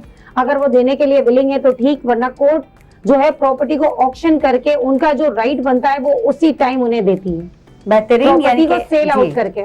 यानी कि हमारे पास कानून तो मौजूद है लेकिन थोड़ी सी देर हो जाती है। परवीन साहबा, इस बारे में क्या कहेंगी आप? देखिए यही बात है, सोशल जी। प्रेशर बहुत होता है। मसला यही है कि ये आपके और मेरे घर का मसला भी है कि विरासती हकूक नहीं दिए जाते। जी। ठीक है ना, हमारी अगर वालदा को देख लें या खानदान की औरतों को देख ले तो इशू मेन यही आता है। अल्लाह ताला भी फरमाता है कि जो जिसका राइट है उसे देना चाहिए, राइट। मगर हमारा माशरा इस बात को वो नहीं करता। कहते हैं कि भाई बेटी की शादी कर दी हमने, इतना जहेज में दे दिया, उनको पढ़ा लिखा दिया, तो भाई कहते हैं अब आप लोगों का कोई राइट नहीं है। मगर ये राइट है, मैं तो कहूंगी उन तमाम खवातीन को कि जिसका जो राइट है वो लें, थोड़ी सी हिम्मत करेंगी तो उनको उनका राइट जरूर मिलेगा। परवीन साहबा, व्हाट अबाउट डिवोर्सी वुमेन्स? वो कहाँ जाएं जब एक डिवोर्स हो जाती है, औरत को घर से निकाल दिया जाता है? जैसे हमने बेवा की भी बात की, डिवोर्स के बाद का क्या प्रोसेस है, इस हवाले से कानून क्या कहता है? देखिए डिवोर्स के बाद औरत अपना हक मेहर क्लेम कर सकती है ठीक मर्द से, और अपना इद्दत पीरियड मेंटेनेंस क्लेम कर सकती है। और अगर उन्होंने कोई ज्वाइंट प्रॉपर्टी खरीदी है, जस्ट लाइक हस्बैंड वाइफ मिलके बनाते हैं, दोनों का नाम आधा आधा है, तो वो उसको भी क्लेम कर सकती है। ठीक। क्योंकि शादी खत्म हुई है, प्रॉपर्टी का राइट खत्म नहीं हुआ है। जी। वो पार्टीशन करवाने के लिए अदालत जा सकती है और जो उसका शेयर होगा वो उसको मिलेगा। अच्छा, आप एक एडवोकेट है माशाल्लाह से, और अभी डिवोर्सी वुमेन की बात हो रही है या फिर जायदाद में हद की बात हो रही है। एक कानून अभी आया है नया और जजमेंट पास हुई है, आपको तो इसके बारे में बहुत अच्छे से पता होगा कि अब अगर मर्द किसी औरत से डिवोर्स चाहता है, उसको छोड़ना चाहता है या फिर दूसरी शादी करना चाहता है, तो उसको पूरा प्रॉपर्टी में से आधा हिस्सा औरत को देना होगा। क्योंकि जब औरत घर में थी, उसका घर संभाल रही थी, तभी जाके मर्द बाहर कमा कर आया है और इतनी सारी प्रॉपर्टी और सब कुछ इकट्ठा किया, तो आधे से ज्यादा हिस्सा नहीं बल्कि पूरा आधा हिस्सा औरत के हक में जाएगा। तो कैसे देखती हैं आप? भाई देखें, ये तो लॉ अभी बन रहा है, मैं आपको थोड़ा सा आगाह कर दूं जी प्लीज माजरत के साथ कि ये लॉ अभी बन रहा है मैरिटल प्रॉपर्टी के हवाले से। जैसे पूरी दुनिया में अगर डिवोर्सेस होती हैं तो आधा प्रॉपर्टी का शेयर वाइफ को जाता है। क्यों? क्योंकि उसने अपनी जिंदगी दी होती है। हमारे यहाँ इशू ये है कि मैंने 50 साल की शादियां भी टूटते देखी हैं, उस औरत को बिना कुछ दिए घर से चलता कर दिया जाता है, जबकि उस औरत ने अपनी जिंदगी दे दी, सब कुछ दे दिया। एट द एंड वो कहाँ जाकर रहेगी? तो इस हवाले से लीगल एड सोसाइटी की काविशों से ये लॉ अभी बन रहा है, तो इंशाल्लाह हम देखते हैं कि बहुत जल्दी ये लॉ पास हो जाएगा और होना भी चाहिए। Very good Mubashir. ठीक है मैडम, अगर हम इसी लॉ के ऊपर थोड़ी सी बात करेंगे, अगर ये लॉ बन जाता है तो इसमें आप क्या समझती है मुआशरे के अंदर इस तरह के क्या असरात पड़ेंगे? क्योंकि बहुत सारे केसेस ऐसे भी सामने आते हैं कि बहुत सारी जो ख़वातीन हैं वो भी कुछ इस तरीके से मामलात होती हैं कि शादी करके देन अपनी मर्जी से ही जो है वो डिवोर्स वगैरह ले लिया। तो आप समझती हैं मुआशरे के ऊपर इसका कोई नेगेटिव इम्पैक्ट भी पड़ सकता है इस लॉ का? देखिए हमारे यहाँ जो लॉ बन रहा है ना, उसमें सबसे बड़ी बात ये कि शादी के बाद उन्होंने जो प्रॉपर्टी मिलके बनाई है ना, उसमें शेयर जाएगा आधा। तो प्रॉपर्टी तो वो तभी होगी कि तब औरत अपना शेयर देगी, इतना टाइम देगी। दूसरे मुल्कों में तो ये है कि भाई शादी कर ली, अगर डिवोर्स भी लिया तो आधी प्रॉपर्टी एलिमनी में दी जाएगी। बट पाकिस्तान के लॉ में ऐसा नहीं है। ये अभी लॉ क्योंकि लीगल एड सोसाइटी के उससे बन रहा है, इसलिए मुझे इसके बारे में थोड़ी ज्यादा रिसर्च है कि वो कि शादी से पहले उसके पास जो कुछ था उस पर नहीं, मगर जो शादी के बाद बाद में वो मर्द बनाएगा उसमें वो शेयर क्लेम कर सकते हैं। ये बहुत अच्छा पॉइंट नाज़रीन हमें मिला है डिस्कस करने के लिए, और यकीनन ये एक सोशल मीडिया पे भी बड़े दिनों से डिबेट चल रही थी, जो हमारी नज़र से भी गुजर रही थी कि ऐसा कानून पास होने जा रहा है कि शादी के बाद जो हस्बैंड की जितनी भी मालो मिल्कियत है वो डिवोर्स होने के बाद औरत को जो है वो हाफ मिल जाएगी, 50%। बिल्कुल ये आए हाणे उन बारे में असांखे एडवोकेट परवीन खुरम साहिबा क्लियर कयो त लॉ बेसिकली इन हवाले सां तैयार कयो थो वञे जेकॾहिं शादी खां पोइ का मिल्कियत ठाही थी वञे त उन जो 0.5% आहे। मज़ीद इन जे मथां डिस्कशन असांजी जारी रहंदी। असांजा गेस्ट असां सां गॾु कंटिन्यू इन डिस्कस खे कंदा। असीं हाज़िर थींदासीं इन नंढी शॉर्ट ब्रेक खां पोइ।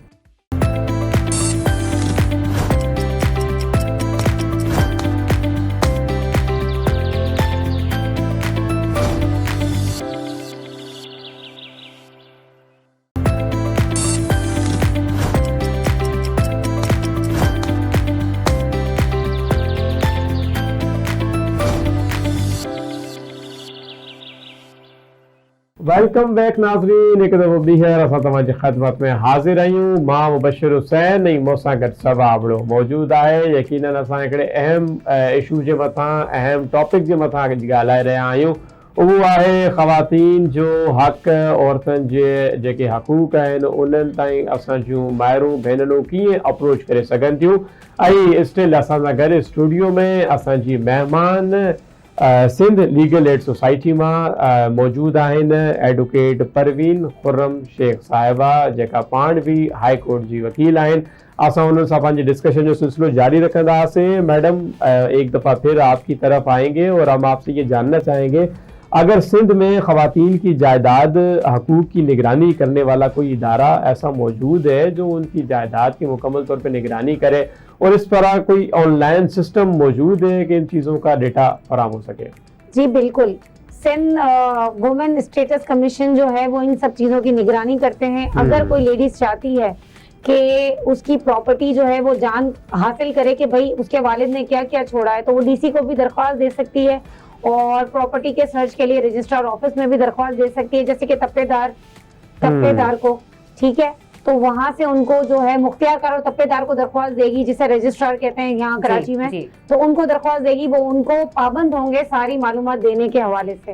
और status commission of women, Sindh status commission of women का ये काम है कि वो प्रॉपर्टी के हवाले से वो निगरानी करती है, औरतों की प्रॉपर्टी के हुकूक के तहफ़्फ़ुज़ के हवाले से।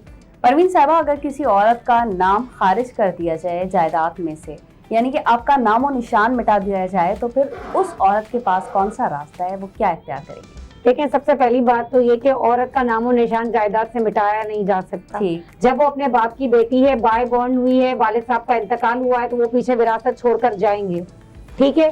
आग का कॉन्सेप्ट हमारे मुल्क में नहीं है। लोग समझते हैं कि इसको आग कर दिया, नाम निकाल दिया, ऐसा कोई लॉ ही नहीं है। जैसा कि इस्लाम में है कि अगर किसी का इंतकाल होता है तो पीछे जो वारिसैन होते हैं उनमें प्रॉपर्टी डिस्ट्रीब्यूट होती है।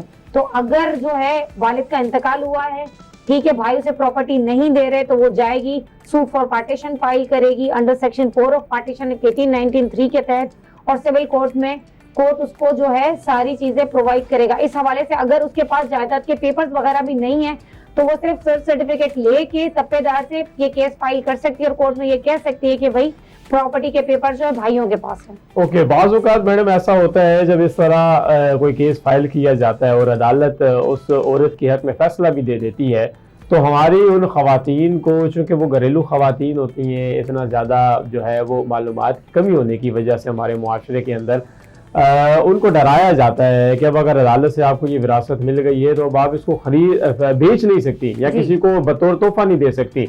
तो अगर ऐसे किसी औरत के हक में फैसला आ जाता है और उनको वो हिस्सा अपना मिल जाता है, तो क्या वो उनके पास बेचने के भी हकूक मौजूद होंगे, और अगर किसी को बतौर तोहफा वो देना चाहें तो? जी बिल्कुल, उनके पास बेचने के भी सारे हुकूक हैं, वैसे ही जैसे वो कोई प्रॉपर्टी खरीदती हैं और किसी को तोहफे में देने के भी हुकूक होते हैं। वो बिल्कुल बिना किसी दबाव के वो चाहे तो किसी को तोहफा दे सकती हैं, चाहे तो किसी को बेच सकती हैं। मगर मैं उन आपके प्रोग्राम के तवज्जुह से उन तमाम औरतों को मैं ये कहना चाहूंगी कि जो कुछ उन्हें विरासत में मिले, जो आजकल का दौर चल रहा है, उनको अपनी कस्टडी में रखना चाहिए। ना तो किसी के नाम करना चाहिए और ना किसी को तोहफे में देना चाहिए, और ना ही जो है उसको सेल करके पैसे किसी को देने चाहिए। वुमेन को एम्पावर होना बहुत जरूरी है, बहुत जरूरी है। बिल्कुल, वुमेन को एम्पावर होना बहुत जरूरी है, लेकिन औरतें बहुत हसास दिल रखती हैं, बहुत एहसास करती हैं, इस हवाले से हक भी छोड़ दिए जाते हैं और जो अपनी कमाई है वो भी दे दी जाती है। उसके बाद भी एक औरत का अपना घर, अपनी जायदाद, अपनी मिल्कियत नहीं होती और वो हर चीज से महरूम हो जाती है। मुबशिर, छा चवंदो, तव्हांजे साम्हूं कुछ अहिड़ा केसिस गुज़रिया आहिनि, तव्हां अहिड़ो कुझु ॾिठो आहे त कंहिंजी हक़ तलफ़ी कई वञे ऐं उहा औरत एतिरी परेशान हुजे जो हुन वटि खाइण पीअण लाइ कुझु न हुजे, पर उहो कंहिंसां राब्तो न करे सघे? बिल्कुलु इहो ई आहे सबा, अवां ठीकु निशानदेही कई आहे। अहिड़ा केसिस खोड़ असांजे मुआशरे में नज़र ईंदा आहिनि। कुझु असांजे वेझनि साथियुनि जा हूंदा आहिनि, कुझु असांजे वेझनि रिश्तेदारनि जा हूंदा आहिनि। ज़ाती तौर ते मुंहिंजी त कोशिशि हूंदी आहे मां पर्सनली तौर ते उन्हनि खे जेतिरो मोटिवेट करे सघां ऐं क़ानूनी मामलत फराहम करे सघूं, असां उहो कंदा बि आहियूं। लेकिन इहो हिकिड़ो सभिनी खां वॾो जेको प्रॉब्लम आहे इन में डिस्कस करण जे लाइ, उहो इहो आहे जंहिं तरफ़ सभा तमामु निशानदेही कई त औरत जेका आहे उहा इलाही ज़्यादा हसास दिलि रखण वारी आहे।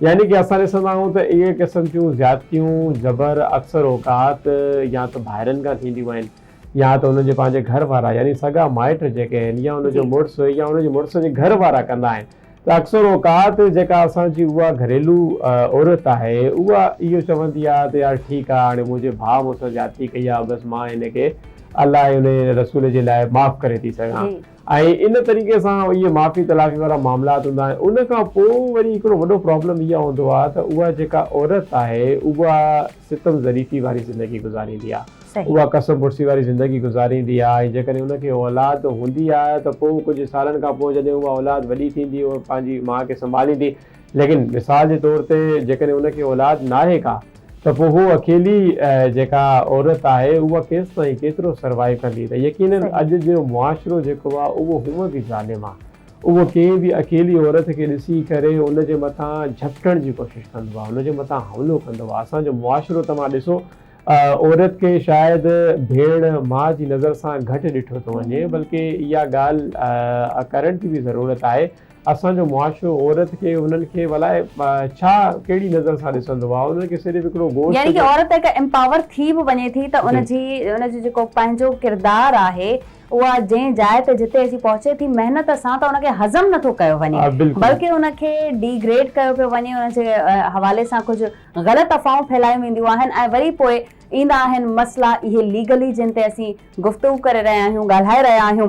सिंध लीगल एड सोसाइटी, हाणे तव्हांखे परेशान थियण जी ज़रूरत न आहे, तव्हां राब्तो करे सघो था सिंध लीगल एड सोसाइटी सां, जेके तव्हांखे मदद बि फ़राहम करे सघनि था, जेके तव्हांखे एडवाइस बि ॾींदा, बहितर खां बहितरीन वकील बि तव्हां करे सघो था। हिते वकील मौजूद आहिनि, सिंध लीगल एड सोसाइटी में खोड़ सारा वकील तव्हांजी रहनुमाई लाइ मौजूद आहिनि, पर कदम पहिरियों तव्हांजो हूंदो, तव्हां डिसाइड कयो त तव्हांखे छा खपे थो, तव्हांजो हक़ जेको आहे उहो पयल आहे, सिर्फ़ु तव्हांखे हिकिड़ो कदम वधाइण जी ज़रूरत है। परवीन साहिबा, आपसे मैं दोबारा जरूर पूछना चाहूंगी, जैसे ये जायदाद के मसले होते हैं, ये क्या कहीं रजिस्टर होते हैं, ऐसा कोई इदारा है हमारे पास जहाँ पे ये सब कुछ मौजूद हो? जी बिल्कुल, अगर किसी को विरासती हक नहीं मिल रहा है अपना, तो वो हमारा जो कॉल सेंटर का नंबर है उस पे वो कॉल करके 0800 708006 पे कॉल करके अपना मसला बताएंगे, उनको जो है हल फराहम किया जाएगा, उनको बेहतर क्या करना है वो भी बताया जाएगा। इस हवाले से पहले हम लोगों ने वकील भी फराहम करते थे, मगर अब जो नहीं अफोर्ड कर सकता उन्हें हम कहीं रेफर कर देते हैं डिस्ट्रिक्ट लीगल एम्पावरमेंट कमेटी भी, सही, ठीक है, ताकि उनको उनके मसले का हल मिले। दूसरी बात, स्टेटस कमीशन ऑफ वुमेन है, वहाँ पर इन सारे मसलों को भी रजिस्टर किया जाता है। अच्छा, मैं प्रोसेस आपसे जरूर पूछना चाहूंगी परवीन साहिबा, जैसे आपको फॉर एग्जांपल मेरी कॉल आ गई और मैंने आपको बोला कि मेरे साथ ये मसला है, क्या आप ऑन द कॉल उसी टाइम आप उनको एडवाइस फरहाम करते हैं या फिर आप उनको कॉल बैक करते हैं या फिर आप उनको अपने ऑफिस बुलाते, प्रोसेस क्या है? नहीं, हम जैसे ही आपकी कॉल हमें रिसीव होती है हम लोग फौरन ही विद इन अ मिनट से रिप्लाई कर देते हैं। जैसे हम डिस्कशन कर रहे हैं, जैसे आप मुझसे क्वेश्चन करिए, मैं आपको आंसर दे रही हूँ, तो हम उन्हें फौरन ही उसी टाइम उस बात का हल फराहम कर देते हैं। हाँ, अगर कोई ऐसा नया मसला या कोई ऐसा रिसर्च तलब मसला है तो उसमें हम टाइम, अगर हमें रिसर्च रिक्वायर्ड है तो 24 घंटे का टाइम होता है कि 24 घंटे के बाद हम उन्हें कॉल बैक करते हैं, वरना तकरीबन 98-99% तो हम ऑन कॉल ही एडवाइस कर देते हैं कि उन्हें क्या करना है, किस तरीके से करना है। बिल्कुल ठीक है मैडम, ये बताइएगा, जैसे अभी हम ये भी डिस्कस कर रहे थे कि अगर कोई बेवा खातून है, अक्सर औकात ऐसा होता है कि बेवा होने के बाद वो अपने उसी घर पे रहती है जो उसका ससुराल कहलाता है, तो अगर बेवा होने के बाद कुछ अरसे बाद उसका अपना ससुराल उसको निकाल देता है, तो उसके बाद वो कैसे कानूनी मामलत हासिल कर सकती है, वो क्या क्लेम कर सकती है इस पे? देखिए, बेवा होने के बाद उसे घर से कोई नहीं निकाल सकता। अच्छा, यहाँ पर एक कानून है डोमेस्टिक वायलेंस एक्ट, ठीक है, वहाँ से वो सेक्शन 7 के तहत वो कंसर्न मजिस्ट्रेट को दरख्वास्त देगी कि भाई मुझ पे घरेलू तशद्दुद हो रहा है, मुझे घर से बाहर निकालना जा रहा है, वो प्रोटेक्शन ऑर्डर लेगी कंसर्न कोर्ट से और जाकर अपने घर में रहेगी, ना उस पर कोई जुल्म ज्यादती कर सकता है, ना कोई उसको उस घर से बाहर निकाल सकता है। ये बेवा खवातीन के अलावा में नॉर्मली भी अगर डोमेस्टिक वायलेंस जैसे तशद्दुद होता है, पूरे पाकिस्तान में ही होता है, मगर सिंध में स्पेशली ये कानून है डोमेस्टिक वायलेंस एक्ट के तहत, तो वो सेक्शन 7 के तहत जाएगी, कंसर्न मजिस्ट्रेट के पास दरख्वास्त देगी, वहां से प्रोटेक्शन ऑर्डर लेगी और अपने घर जाएगी। इसके बाद ना ससुराल वाले उसमें जुल्म कर सकते हैं, ना शौहर, ना और कोई, और वो उसी घर में बाइज्जत तरीके से रह भी सकती है। अगर वो कोई इसकी वायलेशन करता है तो कोर्ट उनको, ससुराल वालों को और हस्बैंड को सजा भी दे सकती है। उसका भी राइट है। बाज़ औक़ात मैडम ये होता है कि हमारे लोग, ख़ासकर हमारी ख़वातीन जो है वो इस वजह से डरती हैं कि इन तमाम चीज़ों को करने के लिए बहुत पेचीदा मामलात भी होते हैं, तो कौन कोर्ट के चक्कर लगाए, अदालतों के चक्कर लगाए।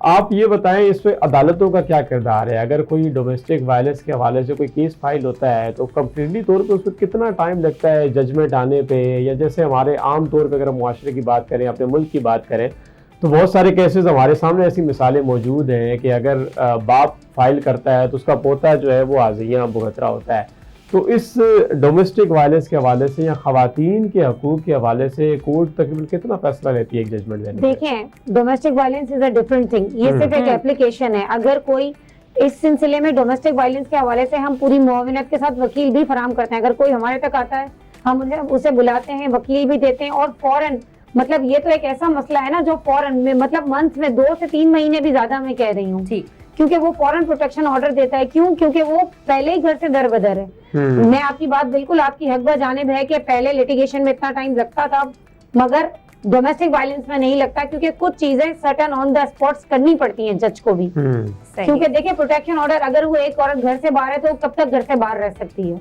बिल्कुल।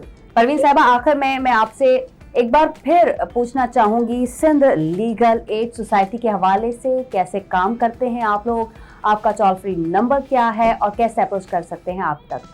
देखें, बहुत शुक्रिया मैडम। हमारा Sindh legal advisory call centre है जो 2014 से वर्किंग है और 2018 से Sindh legal advisory call center बन गया है। अगर कोई भी हमसे मशवरा करना चाहता है तो हमारा टोल फ्री नंबर है 0800 70806 पे कॉल कर सकता है। सुबह 9 बजे से लेके रात 12 बजे तक हम आपसे सिर्फ एक कॉल की दूरी पर हैं। जिसको कोई भी कानूनी मशवरा लेना है पूरे पाकिस्तान से, वो हमें कॉल करके फ्री मशवरा ले सकता है। हम उन्हें माउनत भी करेंगे। अगर कोई उन्हें जैसे हमसे वकील की सपोर्ट चाहिए डोमेस्टिक वायलेंस के हवाले से, खवातीन को मैं स्पेशली एड्रेस करूंगी तो उन्हें हम वकील भी फराहम करते हैं। इसके अलावा अगर किसी को मेंटेनेंस के इशू है, दे कांट अफोर्ड, जो लेडीज हैं उनको हम माउनत भी फराहम करते हैं, फ्री वकील भी, ठीक है, जो अफोर्ड नहीं कर सकते। तो ये हमारा तरीकाकार है और हमारी रिकॉर्डेड लाइन है, कॉन्फिडेंशियल सर्विस है। जब कॉल हमारे पास लैंड होती है हम उनसे सिर्फ बेसिक इन्फॉर्मेशन पूछते हैं, सिर्फ 4 चीजें उनसे, उनका नाम, एज, वो किस सिटी से हैं और उनको हमारे इदारे का नंबर कैसे मिला, जैसे सोशल मीडिया के थ्रू या मैसेज, ये सारी चीजें। बस ये फॉर्मेलिटी है, इसके बाद वो जो चाहे बात कर सकते हैं। बहुत शुक्रिया आपका परवीन खुर्रम शेख साहिबा, आपने हमें प्रोग्राम में ज्वाइन किया और टाइम दिया और बहुत सारी अच्छी सी इंफॉर्मेशन दी। मुबशिर छा चवंदो अॼो की जेकी इंफॉर्मेशन आहे उहा केतिरी काराइती आहे? इलाही ज़्यादा अॼो की मालूमात, अॼो को असांजो डिस्कशन जेको आहे उहो इलाही ज़्यादा कारआमद आहे उन्हनि तमामु घरेलू ख़वातीन जे लाइ जेके ख़ामोशी सां किथे न किथे मुश्किलातनि में ज़िंदगी गुज़ारे रहियूं आहिनि। असीं तव्हां ताईं पैगाम पहुचायोसीं सिंध लीगल एड सोसाइटी जो, जेको 2014 खां वठी करे इदारो कमु करे रहियो आहे ऐं 2018 खां हुन जूं वधीक रिस्पॉन्सिबिलिटीज़ वधी वियूं आहिनि ऐं हिननि एतिरे लखनि जी तादाद में अहिड़ा केसिस आहिनि जेके रिज़ॉल्व कया आहिनि। ऐं यकीनन जेका मैडम असांजी ॻाल्हि कई त हे तव्हां खां सिर्फ़ु हिकु कॉल जी दूरी ते आहिनि। अवां पंहिंजी मोबाइल तव्हांजे हथ में हूंदी, मोबाइल तव्हां इस्तेमालु कंदा हूंदो, जेकॾहिं तव्हां असांजो हे पैगाम ॾिसी रहिया आहियो, ही शो यकीनन तव्हां ॾिसी रहिया आहियो ऐं जेकॾहिं तव्हां पंहिंजी ज़िंदगी इन तरीक़े सां सफ़र करे रहिया आहियो तो मूंखे इहो लॻे थो त हींअर उन लाइफ खे पॉज़ करण जी ज़रूरत अची वई आहे, स्टॉप करण जी ज़रूरत अची वई आहे। त खणो मोबाइल ऐं पंहिंजी हेल्प आउट जे लाइ हिकु दफ़ो मशवरो ज़रूरु वठो। 0800 70806 इहो हिननि जो टोल फ्री नंबर आहे। घटि में घटि तव्हां मशवरो वठी हिननि सां पंहिंजो ॾुख ज़रूरु वंडी सघो। थी थो सघे हे तव्हांखे को अहिड़ो मशवरो ॾेई छॾनि जंहिंजे मथां तव्हांखे ख़बर हुजे त हा हे कमु त मां इलाही ज़्यादा आसानी सां करे थो सघां। ऐं उहे जेके मर्द हज़रात असांखे ॾिसी रहिया आहिनि, जेके कंहिं न कंहिं तरीक़े सां इन घरेलू तशदुद में मुलविस आहिनि, असां तव्हां सां बि इहा ॻाल्हि कंदासीं, तव्हां सां बि असां रूबरू इहा ॻाल्हि पहुचाईंदासीं त हाणे इन हुजणु घुरिजे। सिंध जो शऊर जागणु घुरिजे, मुल्क जो शऊर जागणु घुरिजे। हाणे इहे रवायती सोचनि खे तव्हांखे ख़तमु करणु घुरिजे।